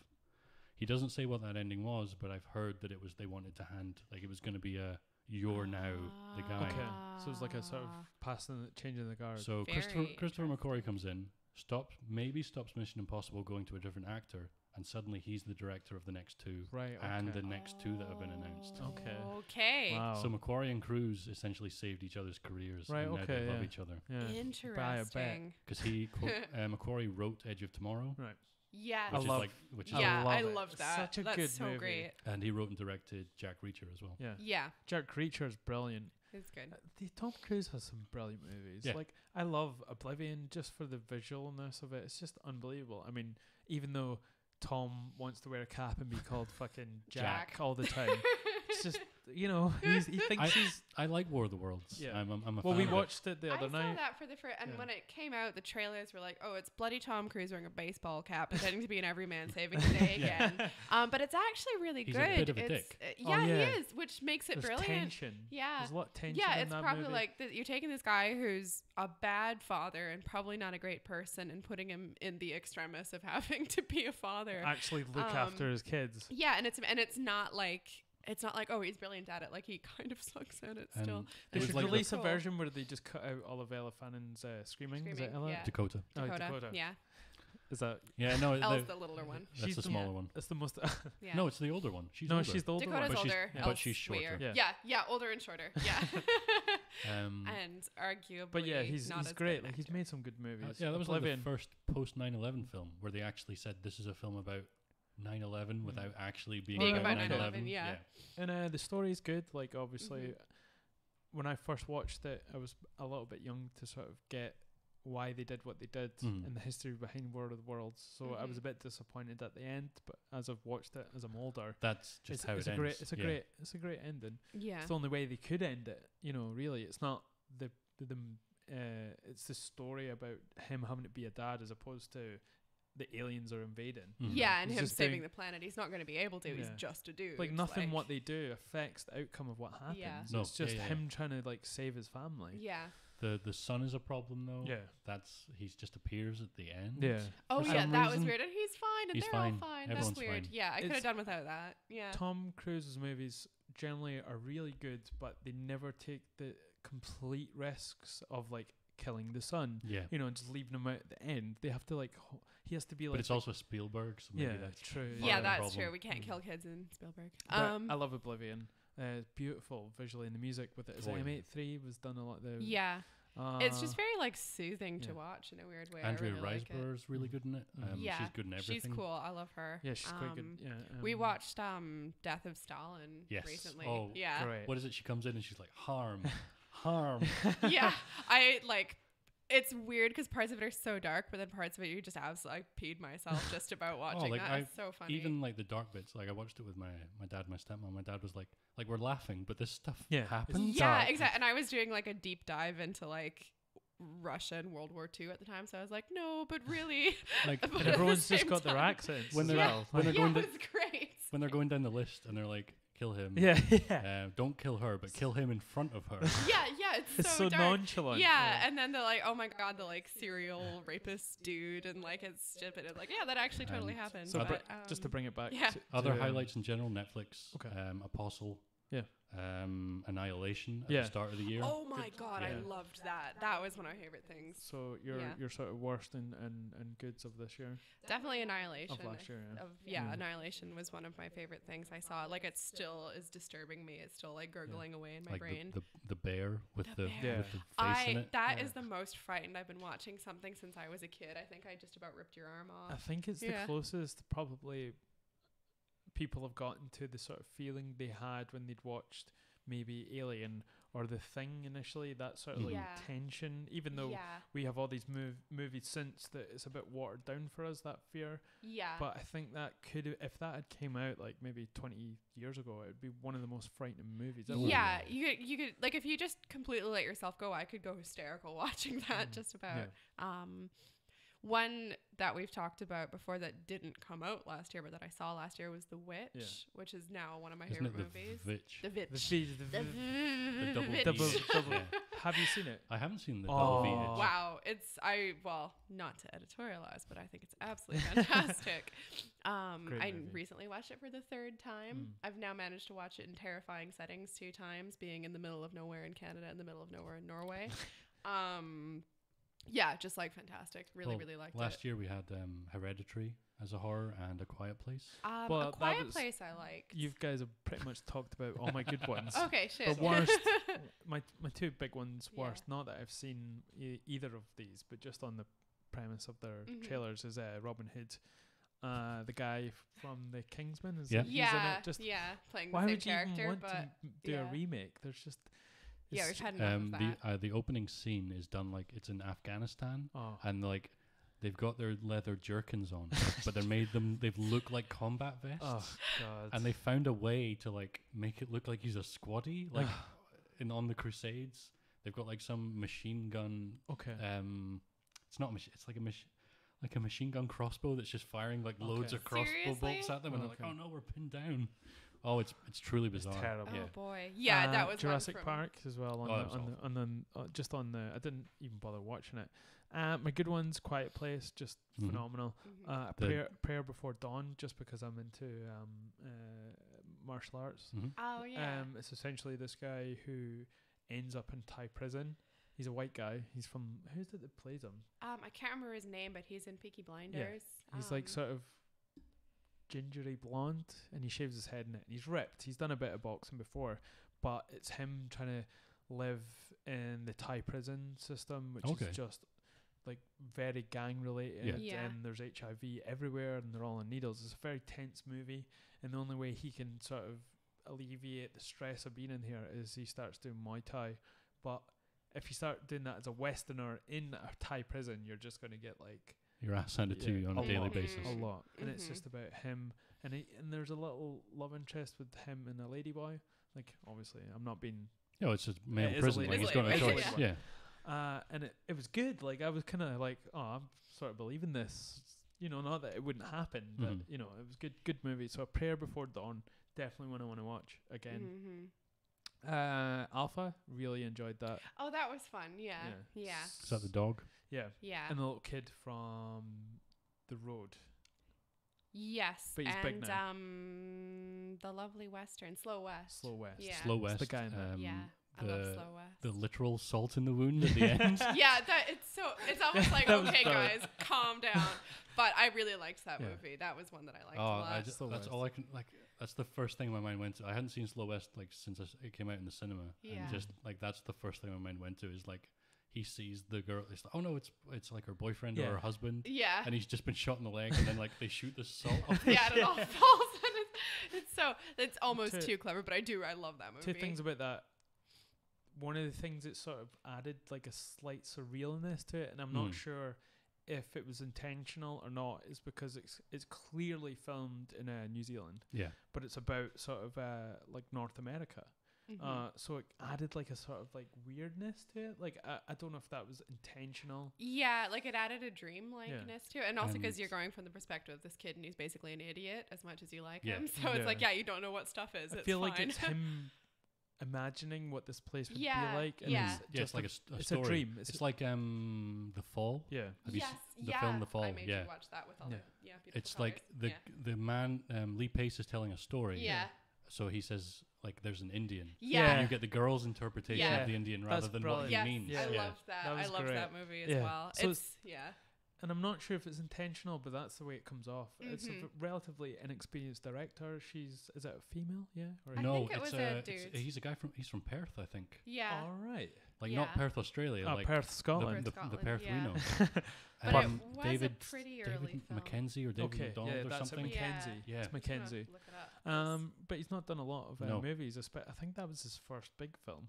And he's got Fassbender on board. Yeah. And like, But there is a surrealness, and secondly, I think John McClane is his name. Oh, sorry. Oh, who's Mackenzie then? Someone's done a movie with the. Anyway, John McClane. Yeah, I know, right? He also notoriously took down the Yippee-ki-yay, motherfucker. I Oh, think they should have taken a slight more chance at the end, where just it shouldn't have been she realised who he was. Mhm. I would have been happy with her just not noticing who it was. Yeah. Like and he's just a nobody. to her, like because she just doesn't realise he would be there. He's dying. Like she was just caught up in the moment. Like it was completely in not his worth mind. him coming Yeah. or something. Yeah. I think it would have been a better ending that way. It was a bit too like, we're getting our recompense by them interacting, but they never interacted the whole time, and it should have stayed that way, I guess. Anyway, that's my own. Yeah, still like another interesting Western. Yeah. Brilliant movie. I love a good like modern Dead Western. Man. Have you seen Dead Man? No. It's a really good one with Johnny Depp. It's black and white. Yeah. This is him at his peak. Johnny Okay. Depp. Yeah, it's him when he's a wee baba and So he's it's not like all. 90. Was it 97? I can't remember. You should watch it. Yeah, I but I it's highly recommend it. It's basically it's in black and white, and it's when the sort of industrialization of North America starts to happen, Right. and it's him. He gets shot in the stomach at the very start in a sort of he's sleeping with some guy's wife, and it's the Wild West, and he's from the UK, and it's about him going through this whole movie being shot in the stomach, Yeah. because it's failed. Yeah. And it's great, really good. It's Jim Jarmusch, so it's Jim Jarmusch, yeah, okay. and it's got Iggy Pop in it, a very weird cameo. It's very wonderful. trippy. It's great. I love it. I saw Hostiles last year. Right. Okay. With Christian Bale. Yeah, that Uh, looked interesting. It is supposed good. to be good. Okay, Yeah. sweet. Rosamund Pike's really good in it. I like her. Ben Foster plays a psychopath. He's great at that. It's you see him and you're like, they come across like this group of like army men, and they're like, we're taking this prisoner up north. Can you take him? Yeah, we'll take him. And you see him, and you're like, no, don't take him. he's like tied to a tree. He's got that Ben Whishaw face. Like, Yeah. And you're just like, he is gonna kill someone like the first night. Like if you leave him alone, like do not take him. Just to sort of finish on my good ones. Yeah. Avengers, obviously. Annihilation. I put down Venom for a good one because it was. Okay. I think we enjoyed it on balance. Yeah. Yeah. Like but I understand what it is. Yeah, good time, even though it came out the year before, but I loved it. Yeah. Oh, good time. Yeah, Yeah. definitely. Time's great. Robert Pattinson is amazing. In it. Yeah. And the brother, turns out he can act. the director. He directed it. was Yeah. like, how often do you go? Well, because I And heard you're about able- it from Casey Neistat. You're right. Pushed it on his YouTube channel because Okay. he's friends Okay. with the director. Okay. Oh, okay. But it's cool. brilliant. Yeah. Yeah, it's really amazing. good. So, and it's very like you're not supposed to really like anybody, I guess. And Yeah, it's just great. everyone's a dick. Yeah. Yeah. It's Even good. like the yeah. brother. And like how they filmed it, like they must have just been running around with cameras. Yeah. Especially when they've got like the mask, the ski masks on. Yeah. Like, Really genuinely, I like, think yeah. Pattinson showed his chops in that one. Mhm. Yeah. I'm pretty sad that he's not used in a lot more movies. He's really good in The Rover, Okay. which is a film with it's like Is it about It's the not a- Mars rover? it's not a post-apocalyptic. He plays the Mars rover. Beep boop beep. I'm dying. It's got great range. As in like how many miles away? Yeah, how can I on a single solar charge? It's not post-apocalyptic, but it's like while the Okay. it's like a kind of Mad Max while it's collapsing. Whoa, sold Yeah. to the lady. Guy Pearce is in a bar, and somebody steals his car, and he's like, "I need to get that car back." And then he's on the hunt for his car. Okay. And Okay, he meets I wanna see and he that. meets Robert Pattinson on the way. Oh, And then there's a always like Guy but there's Pearce. like as far as the apocalyptic stuff goes, like you just see a train go past Yeah. full of petrol, and it's got armed guards on it. Wow. Like Yeah. that's the sort of like Yeah. things are starting to like fall apart. But that's not what the Oh. film's about. That It's sounds about- like my jam. Yeah. So yeah, Guy Pearce. It's called The Rover. Kind of reminds Awesome. similar to that scene in War of the Worlds where they're waiting to cross Yeah. the train line Yeah, to yeah. get Oh, to yeah. the. That's There's so some really freaky. dark moments in Yeah. that. It's great. It's The really bodies in the river. good. The guy as well that's in the house and he's Oof. trying to like he ends Tim up Robbins. yeah Grinds Yeah. the film to a halt. yeah. Anyway, just to sort of that was. round that out. Is there anything that you're looking forward to this year? and maybe wise, or even television. I've got a lot with question marks after them. Like Captain Marvel? Yeah. Yes, that's the probably Shazam? Shazam as well. Yeah. Why the question mark just was Captain Marvel? Because it feels like you just have to see them. Like it's just part of the... But do you mean like, are you sort of questioning because of the recent sort of uproar it's just about like it, or just in general? Just in general, I'm just like, I don't want to say I'm burnt out. Yeah. But I just feel like you just have to see them because you've seen the others. Yeah. And like and then you have to keep up. Yeah. And if you miss one, like I haven't seen Ant-Man and the Wasp, almost as like an experiment to see if I even like need to. Didn't like it. So I didn't like it. I liked parts. That was probably my biggest disappointment. Sorry, was the Ant-Man and the Wasp. Anyway. And then like Rocket Man, I'm excited about. Hell yeah! If it's you don't like biopics, though. No, but like if it's not like it's not like Bohemian Rhapsody, and it's maybe like this time they'll make if it's like something like Bronson, where they like adopt the persona and make it like about Elton John is obviously like a persona, and and from the trailer it looks like they've done like weird surreal musical numbers and things. It'd have to be because it's Elton John. They're having to go pretty crazy. Yeah. Anything else? Godzilla, King of Monsters. Oh yeah, and it's got 11 in it. And it's directed by 11. I don't know his name, but he did Krampus. Which is one of like cool. my favorite films of Sweet. the last few years.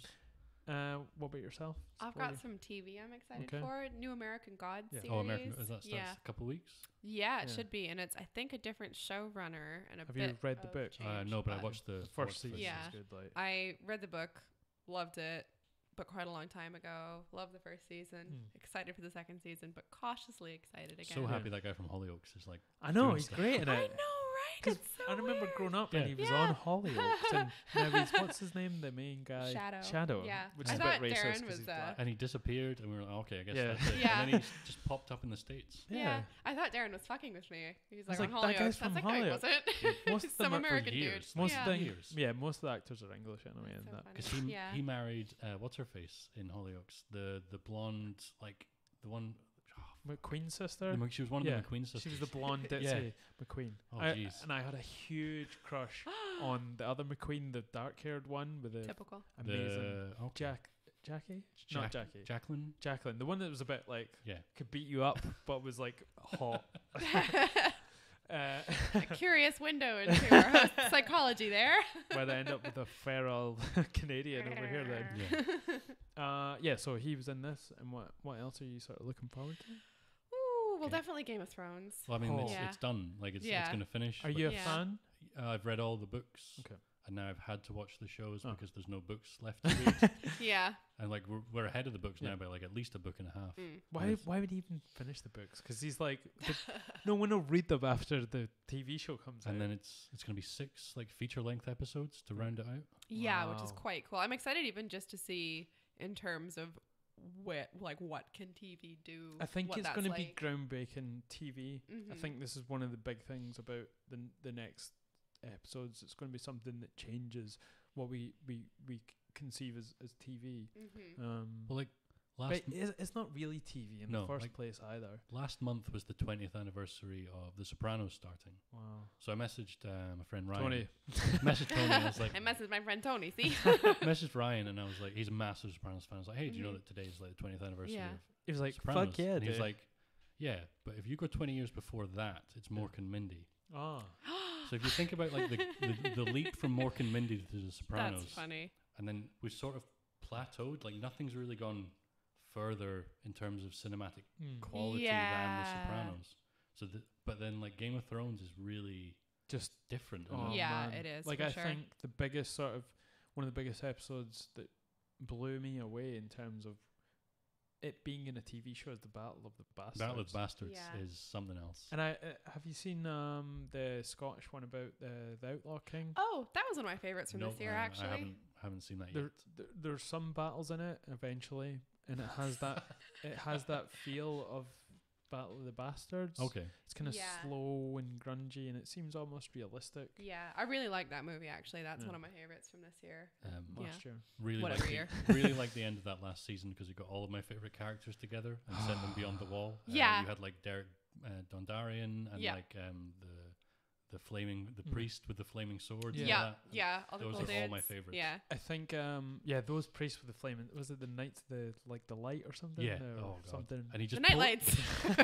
when they just pull out their swords and they just run their hand up them. So and yeah, they're on they're fire. like, cool. They're badass. Yes, Yeah. I like you That's guys. what's great about it, is they're slowly killing off the sort of the fodder. the chaff. Like, yeah. and then all the wheat's left, so it's only going to be just an amazing season. Yeah. But there's still one character that they haven't introduced. Who? Well, he was in it. He's the only person who was there who knows about John. Yeah, whose dad is? Thingy The Targaryen? Reed's dad. Yeah. You know the Reed kids? Yeah. Their dad. Right. Something Targaryen, is that his name? No. Their dad was with Ned when they went to the tower to get his sister. Right. So he knows that John is that, and he's never appeared in the books. Right, okay. He's only appeared in the show in flashback. Oh. And he's like the one person left alive who knows everything. The story. Wow. I think the little dude, disabled dude, what's his name? Well, he knows because obviously, like, he went back in time and He knows saw everything. it. Yeah. I think he's the Ice King. Well, there's all sorts of, like, does he go back in time and become like everybody? And like he goes back and like tries to stop the Night King from doing stuff, but in that becomes the Night King and does the stuff. The Hodor episode was amazing as well.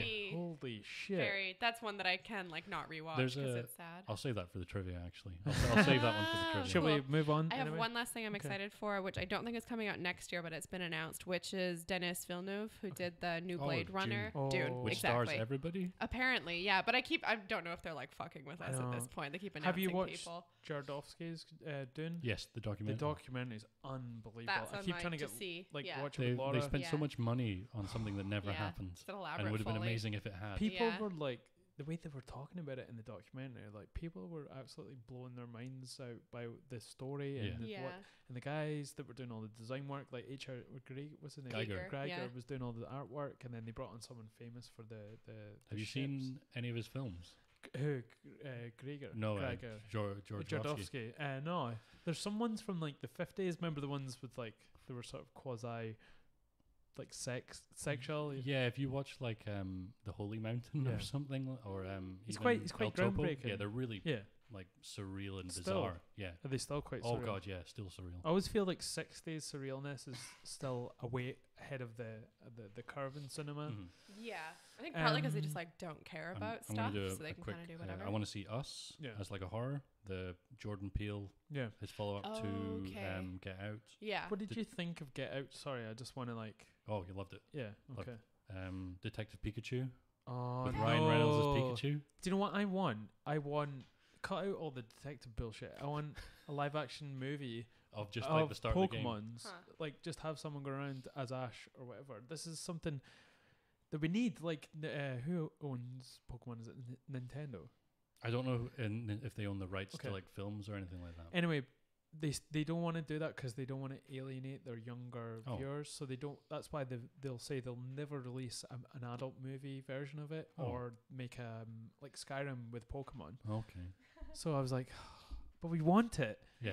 Maybe this is like the stepping stone. Maybe like Pikachu. We need that generation to get older. Yeah, we are older. But then there's going to be new young ones. There'll be new young ones. Terrible. We'll just wait for everyone to be old. It'll be fine. That's why I'm waiting with you. John Wick 3 Parabellum. Yes. Yeah. Oh man, this is going to be so good. Pet Sematry's out this year. I'm not a big fan of horrors. Okay. It's not. Pet Sematary is really creepy. Yeah. You've read the book. I read it and it creeped the heck out of me. Yeah. I think it's because it doesn't. They've never freaked me out. I've always been watching at an early age, like things like Freddy Krueger. I watched that when I was like 4 or 5. Yeah, that's why you're like you are now. So I don't get talking to myself. Demented. Yeah. They don't do anything for me scary wise because I know it's just a movie. Maybe it's me being not very imaginative where I can't put myself into it. If I'm like Laura gets really Laura gets really affected by these things because she's very good at putting herself in these movies. Yes, I'm super imaginative and very empathetic. I can imagine like the Babadook in my room. Like I can imagine he's there. Yeah. And then I can freak myself out even though I know nothing is happening. Yeah, you could just get totally worked up. It's the Babadook specifically, I think. But there are good ones out there like national imports, exports? Rare exports. Rare exports. That's a great movie because it mixes sort of old mythology, paganism with like actual like. That's why I like love Krampus the like as well. magic in that. You It's would really like good. Legend. I need to watch Legend. Oh, You're- it's I great. think you would like it. I don't. That's I Because know- it has all that old world. I know the horse ties. Okay. No. It's okay. Don't worry about it. That's no. That's Yeah. You're talking about Neverending Story. No, Well, it's Legend. the unicorn. He He does not Just get for You're out. a talking about bit. Neverending Story. No, Just for a Yeah. bit. Legend. That's the only one where the horse dies. No, in Legend. No, In there's the a beginning, unicorn. The unicorn. Is it a yeah. It unicorn? doesn't die. Well, it it's a a horse unicorn? in real life. It's a unicorn. It's a unicorn. Anyway, I'm digressing. Brightburn. Right. That's that Brightburn. one where it's like an evil Superman kid. No way. Oh, I want to see Holy that. shit. You seen the trailer for that? No. It's Bright like burn. it's like this. It starts off as like a Superman trailer, like, and the Oh. pod lands and like a family finds Ah. it, Yeah. and the kid comes out, He's evil. and he's not evil, but he's like, you are ants to me. Like I'm Oh, super powerful. sweet. Like if Superman was just flicked the other way. Wow. Is It's it live like it's- action? well, Yeah, it's a horror film. There is the Oh, I story wanna of see that, that. like the Soviet one. Oh no, it's not like Red. Okay. what's it? Red Red Sun. Dawn? Red Red Sun. Sun. Yeah, Okay. but not So like Red the Sun. storyline- SUN, but Okay. SON. Yeah. That story comes from where just it was a matter of time and where Superman landed, and he ends up landing in Soviet Russia, Oh. and it's about the sort of him coming up and He being ends a up putting like the powerful. world in a snow globe Yeah. to keep it safe Yeah. or something. That sounds normal. And Sweet. Spies in Disguise. Spies in disguise. You have to watch the trailer. It's an animated spy film with Will Smith. Okay. All right. The title is a pun. Okay. That's I all I'll get say. that. I get that. Sweet. I'm into it. Here's some movie trivia. Did you know that Will Smith's full first name is not in fact William, but Willard? I did. Sounds like a dog name. It's a rat name. So yeah, we're going to go into some of our favorite pieces of trivia. Okay. I don't think you have any, do you? I have a couple. Okay. Matt Damon's facial hair in The Martian is CGI. You I just I hit have my head on my microphone. deja vu. Um, That's funny. I like Yeah, it. because you reminded me by saying that his hair in Fear and Loathing was CGI. Yeah. And What do you have? Is that all you? no, have? we'll I go was back. just gonna We'll do go it back Can we and do it in forth. Let's just It's do a fine. little then. In basically every bit of trivia from Highlander is a gem, but my favorite is that to get the sparks and stuff from their swords, they hooked them up to car batteries, and they had to stop every few minutes because the swords would get really hot. Well, that's the same thing in Game of Thrones. To have like the flaming sword, that's not Ah. CGI. That's a Ah. physical That's just- prop. Yeah, it looks And like Shit. it's full of like gas and like pumps to Amazing. keep the fire going. That's cool. So And if he you said the chop sword- someone, you also Yeah, gas no, he them said to it was death. absolutely like really heavy, Yeah. and you couldn't just like hold it up like an ordinary sword. That's awesome. It's like one of the trivias from Terminator. You know when Yeah. he has the minigun in the second one? Yes. Uh-huh. The only person who could actually hold it was Arnold Schwarzenegger because he was just like, Strong. So you don't get confused, you only hear the bullets landing or the bullets being fired. They don't play both sounds at the same time. I feel. Oh yeah, because in the Matrix, it's only the landing. Yeah. Oh. Like so, if it's a shot of him firing the minigun, you hear it firing. If it's a shot of the police cars, you just hear the bullets landing. That's Because there'd just be funny. too much Yeah. noise. Too much stuff. going. Cool. One of my favorite pieces is Samuel Jackson demanded that the studio keep Snakes on Yes. the Plane as the title because it was the only reason It was they the only reason accepted he it. signed on. That was fun. That I saw in cinema, and people were like booing and yelling, and it was amazing. You knew what you were in for. Yeah. Oh, I loved Yeah. it. It was like going to vaudeville or something. It was wonderful. I thought it was brilliant. I have guest trivia because I know everything about the guest. Okay. Cool. If you watch it, You will guessed it. You will notice that Dan Stevens changes size from scene to scene Yeah.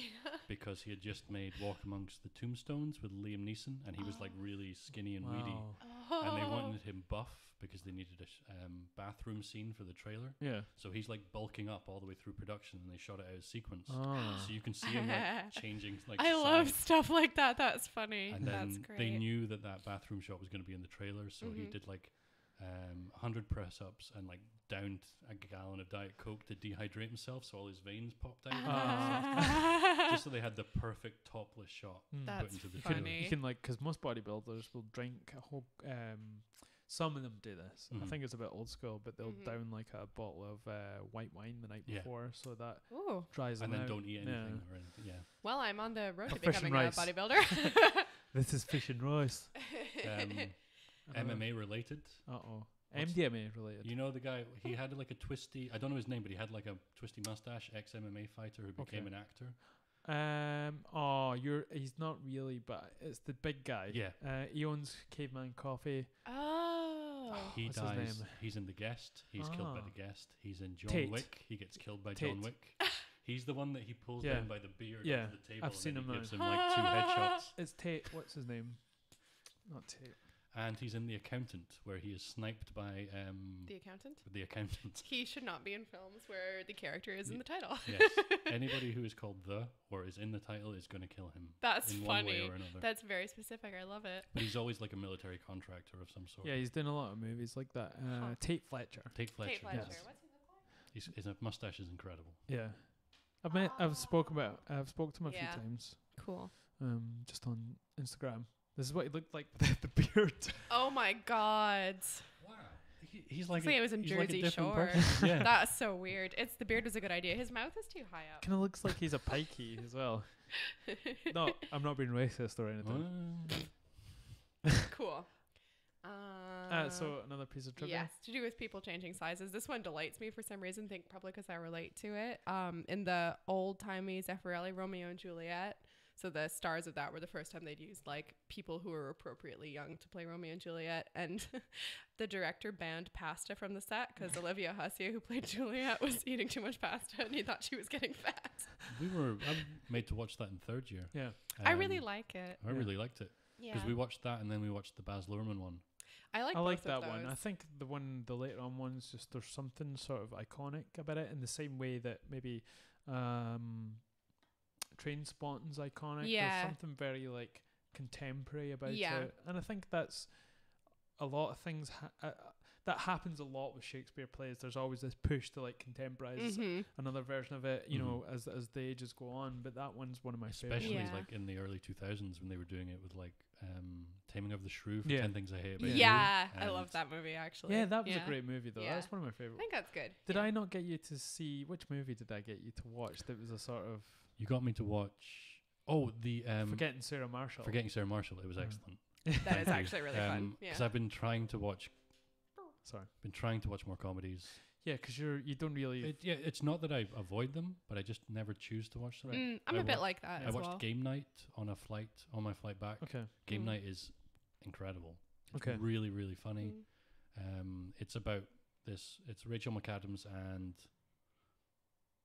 Patrick Bateman. Okay. Not Patrick Bateman. He's American Psycho. What's his name? Jason Bateman. Yeah. Jason Statham. Jason Statham. No, Jason, and they're like a really competitive couple, and they have game night. That sounds fun. Like his super successful brother turns up and says he's going to have like a super game night where you get abducted and you don't know what's real and you become like a hostage.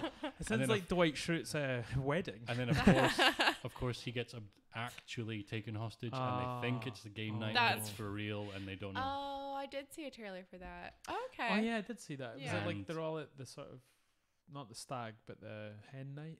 Is that I'm just quoting Dwight Schrute's wedding actually. Yeah, you're just thinking of his wedding. Yeah. Jesse Plemons is like a cop who lives next door who used to get invited to game night until he because they invited his wife and now they're divorced and he like waits at the door for them and says like, I see you've bought a lot of potato chips. You're having a game night and like no, we just love potato chips.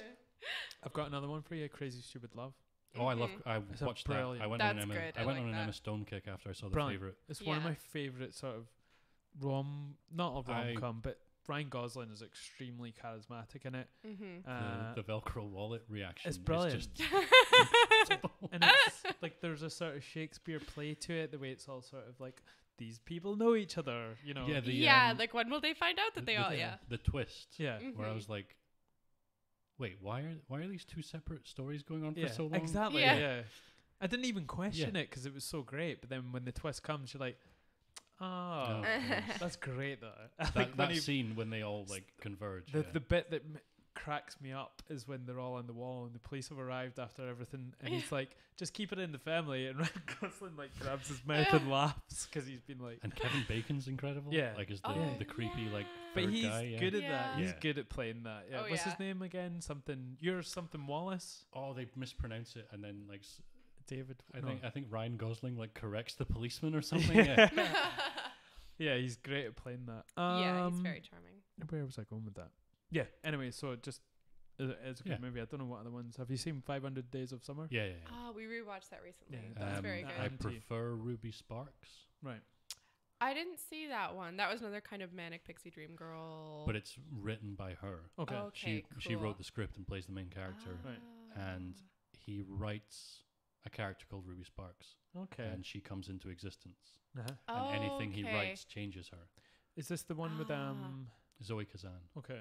Have you seen the one with who's Steve Carell? There's one coming out. I think it's this year.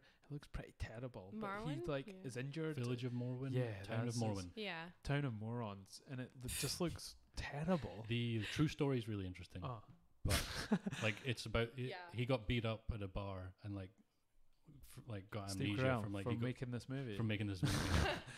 I can't remember why the guy got beat up in a bar, but he got the shit kicked out. Well, that's generally when people get beat up. Yeah, and he took solace in this town he built of characters, and it became his escape. I'm sure there's probably a really great documentary about him that's excellent, and the dramatization probably isn't as good. So my final piece of trivia for myself: Ryan Gosling was cast in The Notebook because the director wanted someone not handsome. Aww. Okay. That's funny. He's not at his peak in that film. He's not classically super handsome. I think a lot of it comes from his charisma. I think, he's very charismatic, and that's always coming across. The new Blade Runner, he's just to him to the times 10, just when he's looking at that image of that lady who's dancing in the window, the big, massive, what would you call it? The augmented reality. Joy. Yeah, and it's just, it's amazing. Is it a coincidence that it's Joy spelled J-O-I, which is an abbreviation of jerk off instruction? Yeah.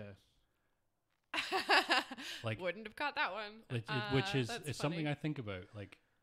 What, jerking off? Well, because that joy is whatever you want it to be. Yeah. It's a reflection of you. It's it's more a porn thing than anything else. So is that saying something about you? That's the way you take it then? Yeah, maybe.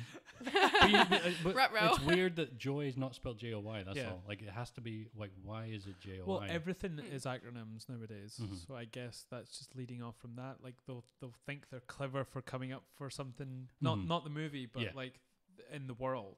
In the world, they think they're clever by coming up with this. Yeah, that's a constant annoyance actually when you're just trying to Google anything, and no matter what you Google, that is the acronym name of a company doing something pointless somewhere, and it's so annoying. So just to sort of, we'll probably end on our fifth Element remake fantasy pick, but just before that, trouble with this. Before this, we'll do the guilty pleasures. Oh no such thing. I feel bad when people ask me this because I feel that the ones I'm talking about people should watch because it's it's more about what you think people think you shouldn't watch rather than because I never feel guilty watching them. I'm so glad this is all I have think to say about for me it divides into things. Do you want to go first actually? Well, I'll just to position what I was thinking about was things that I think are objectively bad but that I enjoy. And then things that I think are good, but that I feel the need to justify watching. But can things, in especially cinema, be objectively bad or good? Yes. I think at a certain point there are objective standards for yes, this is and it doesn't have anything to do with the room the room isn't a guilty pleasure. It's just a pleasure. Yeah, it is, but it's objectively the question bad. is where do you derive the pleasure from? Yeah. So my example for me is Underworld's. It's not so there's good. no character development. So good. It's shitty, but it's only wonderful. made because I love she's it. married to the producer. Yeah, exactly. And she's hot. She's hot, and it's visually great. It's The Matrix, but with vampires and werewolves, and I love it. And I know it's objectively not a good movie, but I love it. I like I've seen it. it 18 it's times. A good one. Yeah. I always think of the Red Letter Media. They used to do this video every January called "Fuck Off, It's January." Yeah. And it would be Underworld Bloodlines is the 5th or maybe 6th film in the Underworld. Yeah, and there's no one knows. Oh god. And then they went, Resident Evil Extinction is the 5th or maybe 6th film in the Resident Evil franchise. I'm kind of like that with anything to do with Riddick. I love the movie Riddick. Some of those ones are amazing. Chronicles of Riddick is great. I think some of them. Really I think great. I like all of them. I like all of them there's as well. Four of them. There's the first one is Pitch Black, which is not really I love it, but it's another one where the genre is totally different. In the second one, it's like it's a horror movie, and the second one's sci-fi. It's Vin Diesel living out his Dungeons and Dragons fiction. Like he's like always typecast himself as like a super badass. Like Furians are just like unbeatable essentially, and he loves made that. Up really cool dudes. What would be your If I had to say, I really like 50s musicals, Gentlemen Prefer Blondes, things like that. Fred Astaire, Ginger Rogers films. If they're on, I'll watch them. But specifically, you have to have something so people can mock you. So that people, but it's something I don't tell people because the last exit to nowhere had to just get that in there. Can mock you. Oh God, they bully me so much. If anybody bullies, you're the bully. Yeah, I am. I'm notoriously harsh. I'm notoriously. I don't know. Like, there's no such thing. If you enjoy something, you enjoy something. Yeah. And again, it's more based on what you think people think about you, or will think about you when you say it, which you shouldn't worry about. I'm not going to let you squirm your way out. Come on, say something. I've said it, like those old musical things. Like those You're are like some politician. You want me to say like Sharknado or something? Calm down, What's Theresa May. What's your favorite of the old musical things? Running Through Fields of Wheat. No, that's by Theresa May. Yes. The music by Sting. Honestly, I don't know. Okay. Because people would say stuff like Mean Girls, which is an objectively good film. It is, I have no problem admitting I like that. Yeah. It's like a girl's film. Yeah, and it's something that really when I was like I love Fast and Furious. Okay. Yeah. Love it. Yeah.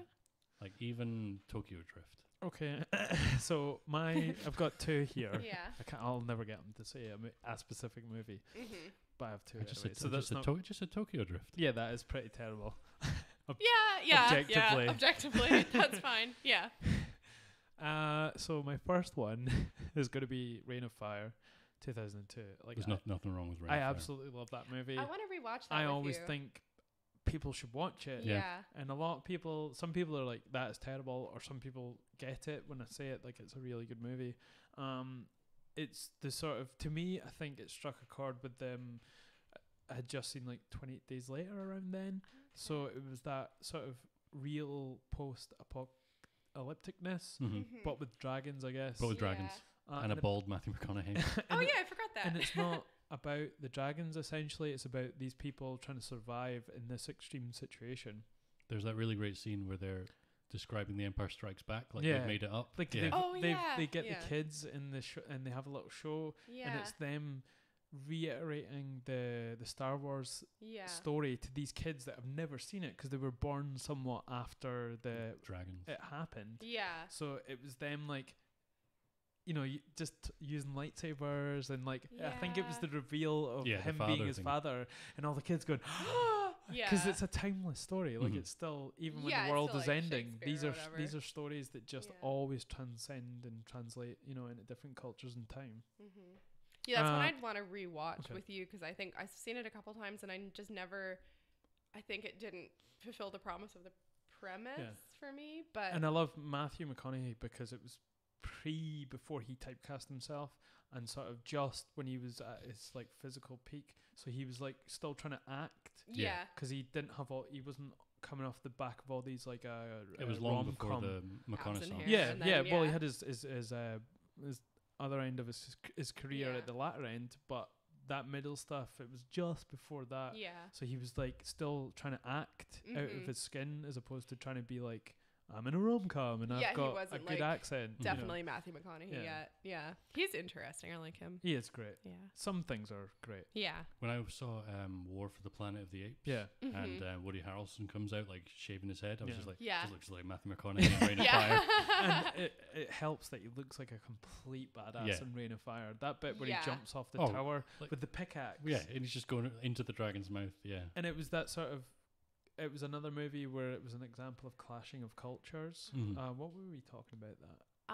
A Fish Called Wanda. A Fish Called Wanda. That was one of the first ones I was exposed to, where it was American and British humor together. Oh yeah, like Jared Butler and him, like Christian Bale. And it was Christian Bale's in it. That's so weird. Well, I always forget Jared Butler's in it. I did not remember until just now. Christian Bale and sort of the sort of quintessential Britishness of the movie. That's why it was cool. And then you get the guys that are On seen their as tank, the bad yeah. guys coming in, or the good.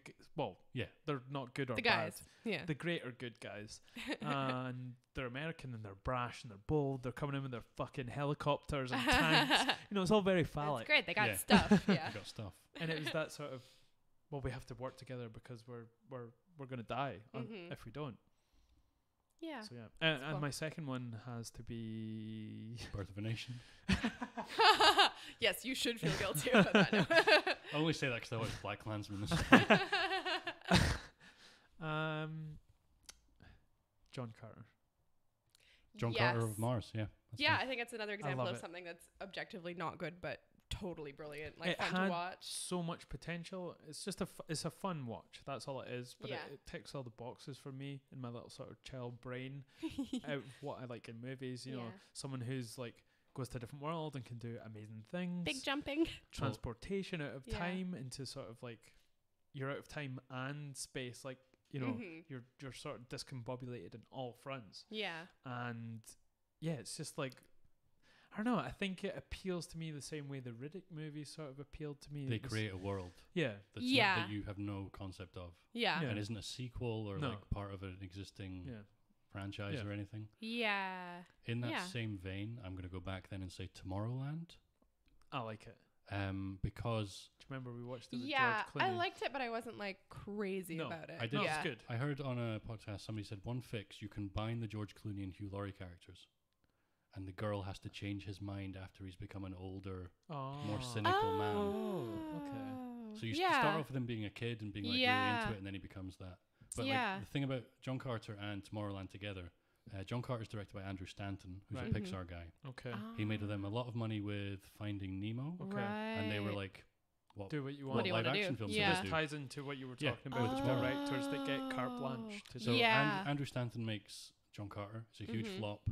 Disney Yeah. are like, "You're gonna have to make Finding Dory. You need to get us that money." Yeah.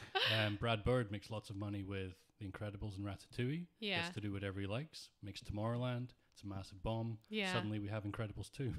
That's really interesting. Mm. That's funny. Like there's just too many yeah. parallels. It's like when you talk about directors who create movies and you always find out if they're in like Oh, if Like- they're getting divorced. yeah, like you know, they're gonna have to make that money to sort of, you know. Yeah, I Mhm. always do like Oh, if the Kevin Bacon being on the EE adverts after he's part yeah, of that pyramid exactly. Whenever scheme. you see it, Yeah. or somebody being in like a movie they really have no business being in as an actor, I'm like alimony check and then see if they're. Yeah, that's one of my theories behind the gears of Hollywood. So yeah, like John Carter, I just love it. Oh no, It's that's just- Yeah. that's fine. And, That one's fit because I loved those books when I was a kid. Like my dad gave me his Yeah. old copies, and I was super obsessed with them. But it's been long enough since I read them. that I've it's not like- read them, and I think I yeah. find it fascinating that there's elements of a story that was written like how many, like in the 90s was Oh it yeah, written? like It's old. It's not It's- like it's like 19. Yeah. it's not quite H.G. 30s? Wells, before- but like Yeah. yeah. I think it's And it's like- 1930s or 40s. Okay, I thought it was a somewhere bit in there. early. No, because he's writing about the Civil War, but it's not written during Okay. the Civil Yeah, War. but anyway, it's Uh-huh. like these elements are just timeless and amazing, Yeah. and people were thinking about them at this time, like, you know, Stargate's essentially at this point Yeah. and whatever. And it's good. So we're oh, gonna. Stargate. Stargate's a guilty Stargate. guilty Yes. pleasure. Yeah. It's not Oh, guilty pleasure. No, It's, it's awful. It's wonderful, awful. It's though. really it is, awful. but it's so great. I don't know. I used to watch that when I was a James kid when I Spade. couldn't sleep. James Spader, Spader, yeah. Crussell. and Crussell. Crussell, just he's Yeah. like peak. He's peak Yeah. him in that movie. And I there's love that somebody movie. there's like one of the guys is called Kowalski, which is one of those names that Yeah. gets shouted out when, somebody- Yeah. when guns are going. Kowalski, yeah. Kowalski, get over here.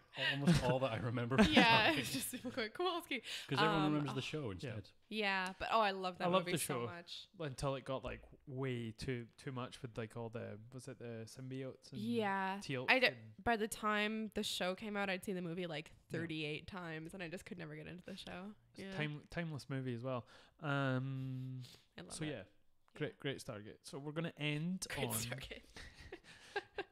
great Stargate. It's my little. John Spiders. That's what I say. So we're gonna end on our fantasy pick for not that they're going to be doing this, but a remake. I mean, if they're good you enough. mean I've done all this work and they're not making my movie? we might get money from mentioning this to people. So, Fifth Element in 1997, it was sort of a very polarizing movie at the time. You know, critics were pretty split on it. Yeah. Some people thought it was genius, and some people thought it was dog shit. I.e. Luc Besson. Yeah. Like, it's that's what pretty happens. typical. It's amazing, and one of my favorite directors, his earlier stuff. Yeah, one of my favorite Have you movies seen of all Valerian? Yeah. I think it would have been good without the two main leads. Yeah, like they're either perfect or I can't tell if they're perfect or useless. Like I can't tell if they're exactly what the film needed or they ruin it. Just they could be mannequins. I think with time, it'll be one of these things that either becomes a cult classic with time, or it'll just be known as it is dog shit. Yeah. The Clive Owen reveal, I was sort of like, oh yeah. I sort of figured that out when I saw him. Yeah, like immediately. And then I was just waiting for it to be revealed that he was evil with his massive robots with enormous like red eyes watching everyone all the time. Think of it as like a really long, beautiful ad for an unknown product, basically. Yeah. Some future Avon. Yeah, like the Pearl stuff, maybe. I don't know. Whatever that was. So I don't know how to do this. Whether we'll take it character there's by only character. I was looking at it. There's like 5 main characters. But if we could there keep is expanding like it a if we whole wanted. There's a host of menagerie, extensions, and they're really good. But I think we should. What I thought was Corbin, Lilo, Zorg, and Ruby Road. That's right. And then I thought maybe the priest as well. Yeah, Ian Holm. Yeah. Okay. Yeah. So should we go through one by one and then each reveal our answer, maybe? Yeah, do that. Or do you want to go through them all individually? No, let's do one by one. Character. Okay, let's. So the penultimate character is obviously Corbin Dallas, who was played by Bruce Willis. So who would you have, ladies first, for him to play? This is the one I had the hardest time with, actually. Yeah. It was a hard one to do on the whole because it's such a great movie, and each person is specifically. Yeah, I'm digressing. He's not a person; he's a meat pops. Negative. So my main issue with him is he has to be a believable action dude, but basically unexceptional. Yeah. And this is the one I least expect people to be into, actually. The person I thought of, and I'll give you a specific movie to think about for this role, was actually Joseph Gordon-Levitt. But Looper. Think of like Looper and Don John as I well. was going to say that as a joke. Yeah. Now I have to think of someone else. Oh shit. He was but think one of him that and came Don to my John mind. when he's kind of like. He did come to my mind though when I was thinking about it. But then I was like, there's an element in there that it seems like there's a bit of a timing thing as well with Bruce Willis, because he seems to have somewhat of an awareness of comic timing. Yeah, like a deadpan thing. Yeah. And I think he could do it. And I don't know if that's due to editing or whether it's actually him. Yeah. But that was the element that threw me off on this one, was trying to figure out someone who could have that timing. The element. The element. Yeah. And then the fifth one. He's probably not quite old enough, but also Luc Besson's age gap shit kind of freaks me out because he mirrors it in his personal life and it's slightly disturbing. So I'm going to lean away from that one. That was one of the issues I had when I was trying to think of the two people in this, the main leads, was the age one. Do you need that age in it? Because essentially the Fifth Element lady, what's her name, Lilo, is like 5,000 years older. Yeah, exactly. Yeah, so she's not like... But technically, as an actress, Mila Jovovich, like early like 20s, 19 or something. Yeah, she's like an ingenue, like that's part of the role. But who did you have for? I was gonna say I saw Glass. And they used deleted scenes from Unbreakable in Glass. Yeah. And you can tell which is the older scenes because Bruce Willis is acting. It's older. Like even if you had your eyes closed, you'd be like, "This is an older scene." I can hear acting. I can hear acting. Like it's bizarre how much he's sort of given up these days. It's just Bruce Willis. Like that Death Wish Netflix film. I'm padding because I'm trying to think of somebody else. He's old. He's old. He's given up a lot of like his acting. But who would you get nowadays? Like maybe Robert Pattinson would be good. I was thinking that's why I kind of brought up. That's why I was reminded of Good Time. Yeah. Because I was like, he would be good, but would he have that sort of the timing? Yeah. He's good at being dry and sort of like. Yeah. But can he turn it on when can he act? And you'd have to believe that he's old enough to have retired from something. Well, you can retire at any age. It's true, In but the he still future- rates as quite young, yeah. quite Yeah. young. I'm trying to think of that guy's, like maybe Ben Foster, who we Right. mentioned earlier, would be good. And do Yeah, that and could work. Because I saw Leave No Trace, he was absolutely amazing. Yeah. but does the person playing Corbin. would they have to change physically to play it? Like, does his sort of baldness and his sort of like, Are those I'm just a aspects of Bruce regular- Willis or aspects of Corbin Am I a Dallas? regular? Yes, that's a am good I a regular question. Joe? Would they have to then sort of take on those elements of Yeah. playing that character? Because you don't want it just to be a caricature. Mm. Like, I think, like, his appearance of a guy who, like, used to be in shape and still has that underlying structure but has kind of let himself go. I think that's kind of Yeah. important to it. But in Mm. terms of, like, being bald and stuff, I don't think it really is. Mm. Like, I'm trying to think But it of... has to be sorry. No, Mhm. sorry. It has to be someone that their looks don't take over because Lilo is the one that's Yeah. sort of be Yeah, exactly. supposed to be the which attractive is, sort of. yeah, like, you don't want... I discarded anybody who was, like, an obvious babe, basically, because it's Oh, distracting. well, is that why you didn't have Yeah, me? exactly. Like, who is in the Bruce Willis phase? Yeah, like, there's Right kind of now, yeah. nobody. Yeah. I Or think does that phase even exist? Because those sorts of films don't that he was in don't exist? I don't Yeah. think that type of actor exists anymore. Like someone who's just a regular looking person. Yeah, like, it's kind of a throwback Mm. almost. Like, that's almost more of, like, a 50s and 60s actors. It's Or like the dudes who or were 90s inexplicably... Tom Hanks Yeah. or something? Yeah. Like who is bald and is a young actor now. Yeah. You know, it's not something that is in Yeah. any other movie. It's Like genuinely bald, not someone that like you've asked us to recast a film that was a very specific thing at a very specific but that's why time. it's a fun exercise. That's why it's fun. That's why, because Yeah, you have but- to decide whether to change Yeah. it or to try and it was mimic either it. this or Blade, but It's too hard. It's just Wesley That Snipes. was too hard. Yeah. Blade 2. So my Yeah. pick for Corbin Yeah. is I'm trying to keep the element of being an obvious action star Yeah. and keeping that sort of like hint of Yeah. sort of funniness, but Yeah. I think looks wise is not quite obvious, and it's gonna be Ryan Gosling. You know, I thought of I him, thought but of that I as think well, he's but- too charismatic.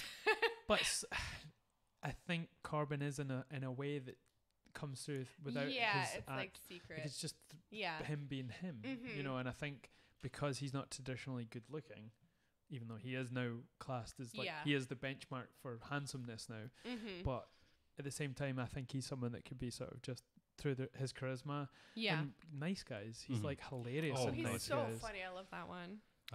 Big Shane Black fan. Yeah. Nice Guys was amazing. I'll Mhm. maybe even defend The Predator Yeah. a little bit. Oh no! No. Don't even Pass. try. We'll end this podcast right now if you try and defend the fucking We Predator. found the one movie you should feel bad about liking. Okay. Ladies and gentlemen, we Guil- can stop. Guilty pleasure, the 20% of The Predator. I liked. Yeah, cool. that you Solved. watched, or Yeah. No, I watched the whole thing. That's funny. I know people that left the cinema for What?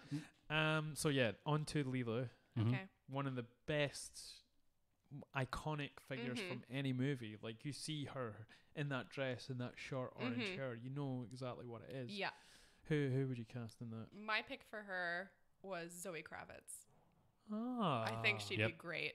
That's my pick. That's Believable. a great one. Completely believable. That's a Yeah, great one. That was the Honestly- one I was like, this or- is Because she fun. can act, Or and she's like Any of the wives from Fury Road Yeah. would maybe Yeah. work. Yeah, that too. Yeah. maybe not. Maybe not. What's her face? The older one. Cara, no, Uma. not Cara Delevingne. Never heard, Rosie, never heard. Rose I meant Huntley. Uma. Oh, Rosie Huntington, blah blah. Not yeah. the badass lady. Charlize Yeah, Theron. Charlize Theron. She's The not a that wife, one, but no. she's a badass. Yeah. Yeah. Are you saying those things are not? Well, but I Ed, mean, like they're can you not actually be a badass called wife? that in the film. You can't be a Not badass in- wife. You're so not sexist. in the Mad Max universe, you can't. But yeah, that was Just to have ovaries in that type of world makes you very badass. that's true, actually. Working over it. Yes. They're working However many. overtime ovaries. Yeah. Sorry, that was bad. That was a great one though. Thank you. That was one where I was like, yeah, I know what to do. That's Yeah. brilliant. Thank you. And I like how you went with she doesn't have to be white. Exactly. Yeah. Because I was thinking of like She's studio somebody who black. looks basically like Millie Jovovich, Yeah. but that's Yeah. too easy. Because I had the same thing with Chris Tucker later. Like, yeah. It's a hard one. Yeah, because I have two ideas and I didn't want to like undiversify him, but Who one did of them's a you- white for guy. you for have Lilu, Lilu? again from Multipass. Blade Runner 2049, she plays Ah. the prostitute Yeah. android. Yep, I thought of her as Mackenzie. She's Davis? she's gonna Yeah. be in the new Terminator film Yeah. this year. She was actually my other choice, funnily enough. good. Yeah. Yep. Yeah. Mine for Lilo was Alicia Vikander. and it was. Oh yeah, I she think could do that because she's all tiny and scary. yeah. I think with the hair and the sort of dress, it would look pretty cool. Yeah, I she think could totally do that. Fassbender as Corbin Dallas. I did not. He's got chops as well. Yeah. What was the one we watched where he was like a sort of a gypsy? Oh, I can't with Brendan yeah, Gleeson with as his Brendan dad. Gleeson, yeah. It was a brilliant movie. You liked it more than I did. I liked it, it's but like I thought it had the issues. title's like a sentence. Yeah. Don't ties that bind or something like that. I thought it was great. Yeah. I think it was more of a cultural I had thing some for me. problems with it. Yeah, different. Because I've grown up that type of people, and so Alicia Vikander. Yeah, that's a good one as well. She could be a badass, and she has the sort of somewhat foreignness. Yeah, and she's just like European-ness. tiny but believably scary as well, which is nice. She gets that balance. Maybe a bit small because obviously. She's teeny tiny. Mila Jovovich is like she's like 5'11", and I think that is a bit more believable having someone tall. But if she was a wee bit taller, she'd be pretty good as well. Or some model I don't know the name of, but if you showed me a picture, I'd be like her. Yeah. Literally any model, which is basically how Mila Jovovich got cast. But turns out she's brilliant, and I love her. Onto Zorg. Yes. One of my favorite. Gary Oldman played his skin out for this one. Are you saying that it's your favorite? Look at all these teeny tiny little bugs going around. Oh my god, I may need to actually. I can't remember what I said for this. So you guys go first, and I'll see what's in my brain. I had two choices. I want to go first. You want to go first? Go ahead. Yes, we'll go. Yeah. Anti-clockwise. I think that's right. I'm thinking for this one Zorg, and I think I took this from the pictures when I was Googling him because it was his beard from the hip hop documentary he did, but Joaquin Phoenix. Oh. You mean when he was in his like, have I retired? Then he woke up in the middle of her and was like, I guess I have. And I was like, he's kind of like, he's got that strangeness and he can act as well, but he'd maybe do it in a slightly different way. Like he'd do it in his own way. But yeah, I thought he'd be good as Zorg. Going back to movie trivia, he crashed his car when he was drunk, and like he got pulled out of the wreckage, and it was Werner Herzog who pulled him out of the wreckage. Oh my god, you'd be like, I'm dead, and I'm not sure which way I went. And then that'd be so bad. Like imagine him narrating taking out your in the car and taking you out the car. And he tried to light a cigarette, and I had to take the lighter out of his hand and throw it away. Imagine him speaking to the police. And I pulled him out the wreckage and it was very curious. My favorite thing on the internet is Werner Herzog talking about chickens and how they have great flat brains. And it's wonderful. What's the one that's the documentary about the Antarctic? Encounters at the End of the World. Have you watched it? No. Brilliant it's documentary. Fantastic. It's so good. It's wonderful. It's Werner. There's a great thing of him talking about WWF. He's like, this is what the majority of people are watching and enjoying, and you need to watch it. It's the stuff that's coming at us. You need to watch it. Well, another thing to impel you to watch Rick and Morty is he has a cameo in Rick and Morty, and he talks about penises. There's another reason to watch Rick and Morty. And he's great. He's an alien. Werner Herzog for Zorg. Yes. Yeah. Sold. Hell yeah, that's a great one. Well, he's the villain in Jack Reacher, and he's amazing. And he's really good at that. He'd be really good, actually. He's just playing himself, really. Yeah. I'm like, I guess Werner Herzog cut off a couple of his fingers. Imagine him doing the speech about like the little things. But everyone not with a southern sort of. Not with a southern accent. But with a natural accent. Yeah. Look at all the tiny. It'd be really intense as well. That'd be amazing. That's a great one. He'd be genuinely scary. I'm on board with that. Replace him as a villain in everything. Yeah. Yeah, it's sort of like whenever I recast Schindler's List. Yeah. Schindler's List. Bit strange though, because Ratatouille. He's just German. Is he German? No, he's Hungarian. No, he's Austrian. It's all the same when you get to Bavarian. So yeah, who would you cast as Zorg? What was that? Your actual pick? Of course it was. Okay, perfect. Well, it's a great one. I'm just making up as I go along, and then we were like, he didn't do his homework. I didn't want you if you had another one. I have it written here, but it was so hard. Okay. Like because, like you said, it's a specific film with specific things. Yeah, you have to feel it out. Yeah. My pick was Sam Rockwell. Oh. Yeah, okay. That'd be good. Yeah. Yeah. But he would basically sort of potentially just do the Gary Oldman one. Yeah. But I'm sure he would do his own thing. He would have to be like he is in Iron Man 2. Yeah. Like that's because he basically plays Zorg in Iron Man 2. He does pretty the much. weapons dealer. Yeah. I like that one. Yeah. Iron Man 2 is terrible. I like the ending, the fight, and the little like the biodome. Oh, when they thing. fight I the just different. don't even remember. Like That's when it I've was seen amazing. and I Like don't remember the it. end fight is the whole. That's what it's all leading up to. The whole fight essentially, but the whole movie. So yeah, who did you go with? Yeah, Sam Rockwell. Sam Rockwell. He's okay as George W. Bush. I do want to see that He one. does like the ticks and stuff. He's Okay. in 2 scenes, and he gets nominated for best supporting. Is this the Yeah, one that's that's weird. yeah In Vice? Vice, Must be yeah. good. Have you seen it? Yes, Good. Is it good? enjoyed it. Yeah, Cool. definitely. I do want to see that one. That's on Christian my Bale's list. amazing. Yeah. I like is it George G.W. and it's played by the guy from No Country for Oh, Old Men. W. Who is it? Josh Brolin. Josh Brolin plays Yeah. it. He's brilliant because Mhm. there's like I think they kind of play with it a little bit, Mhm. and he comes off as a little bit childish. I like Josh Brolin. So yeah, Your this pick? one was Yeah. super Oh God. hard. I So can't- Ruby I'm Road, still thinking of it. like Yeah. we were talking about this a little bit this morning Mhm. because when I first saw Chris Tucker, it was like the movies like Rush Boys in Hour? the Hood. Mhm. Rush Hour was Rush after Hour was that. my first introduction to him. So like Boys in the Hood, like he's sort of from the hood, but he's not exactly like a tough guy either, you know. So I was like, this is strange to have him in this movie, but then he comes across as like very androgynous, and he's very Yeah. comfortable Yeah. at playing something Yeah. like this. So Yeah, when I that was takes a going with this confident man. choice, we'll start with you.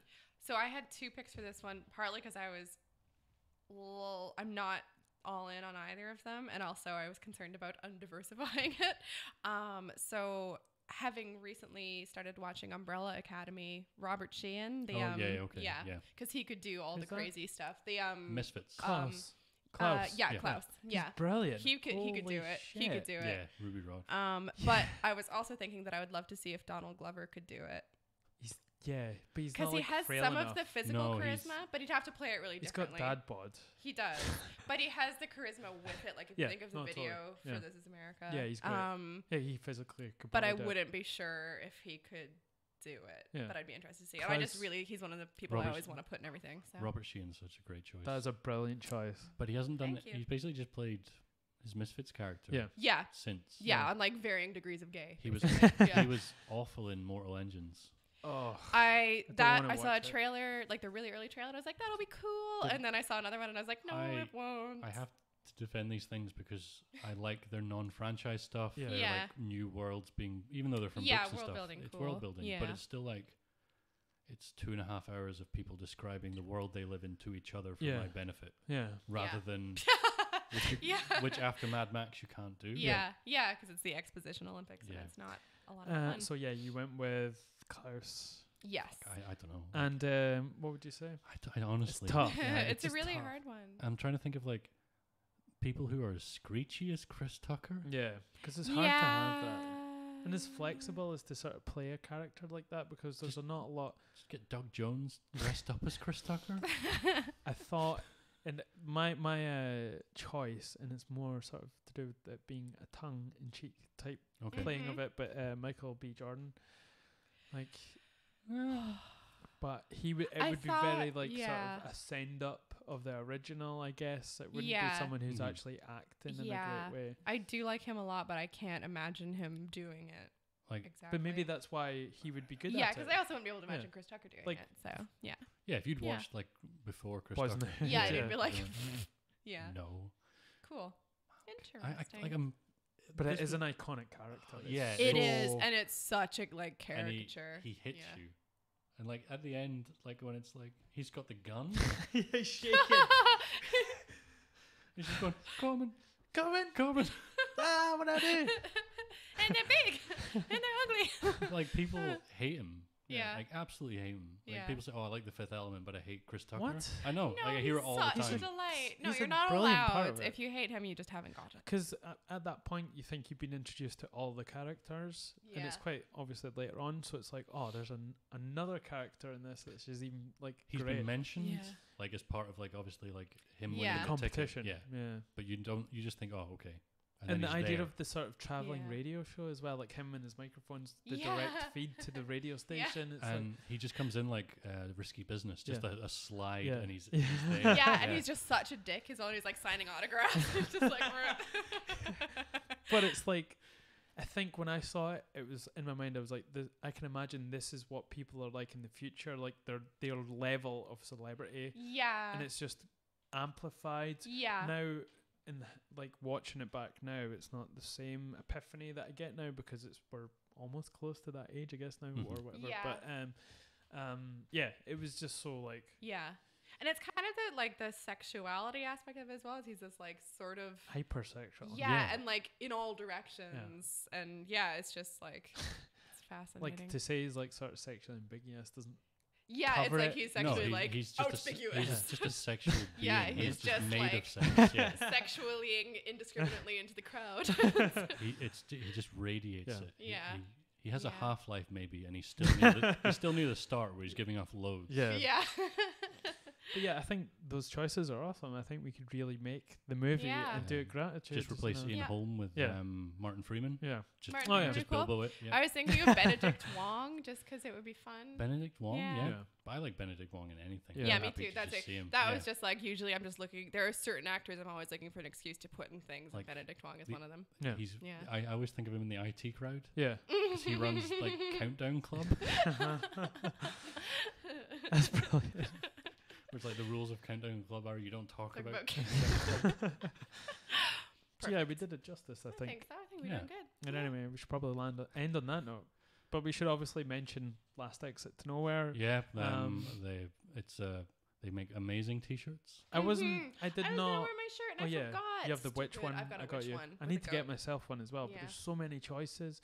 I didn't realize how big.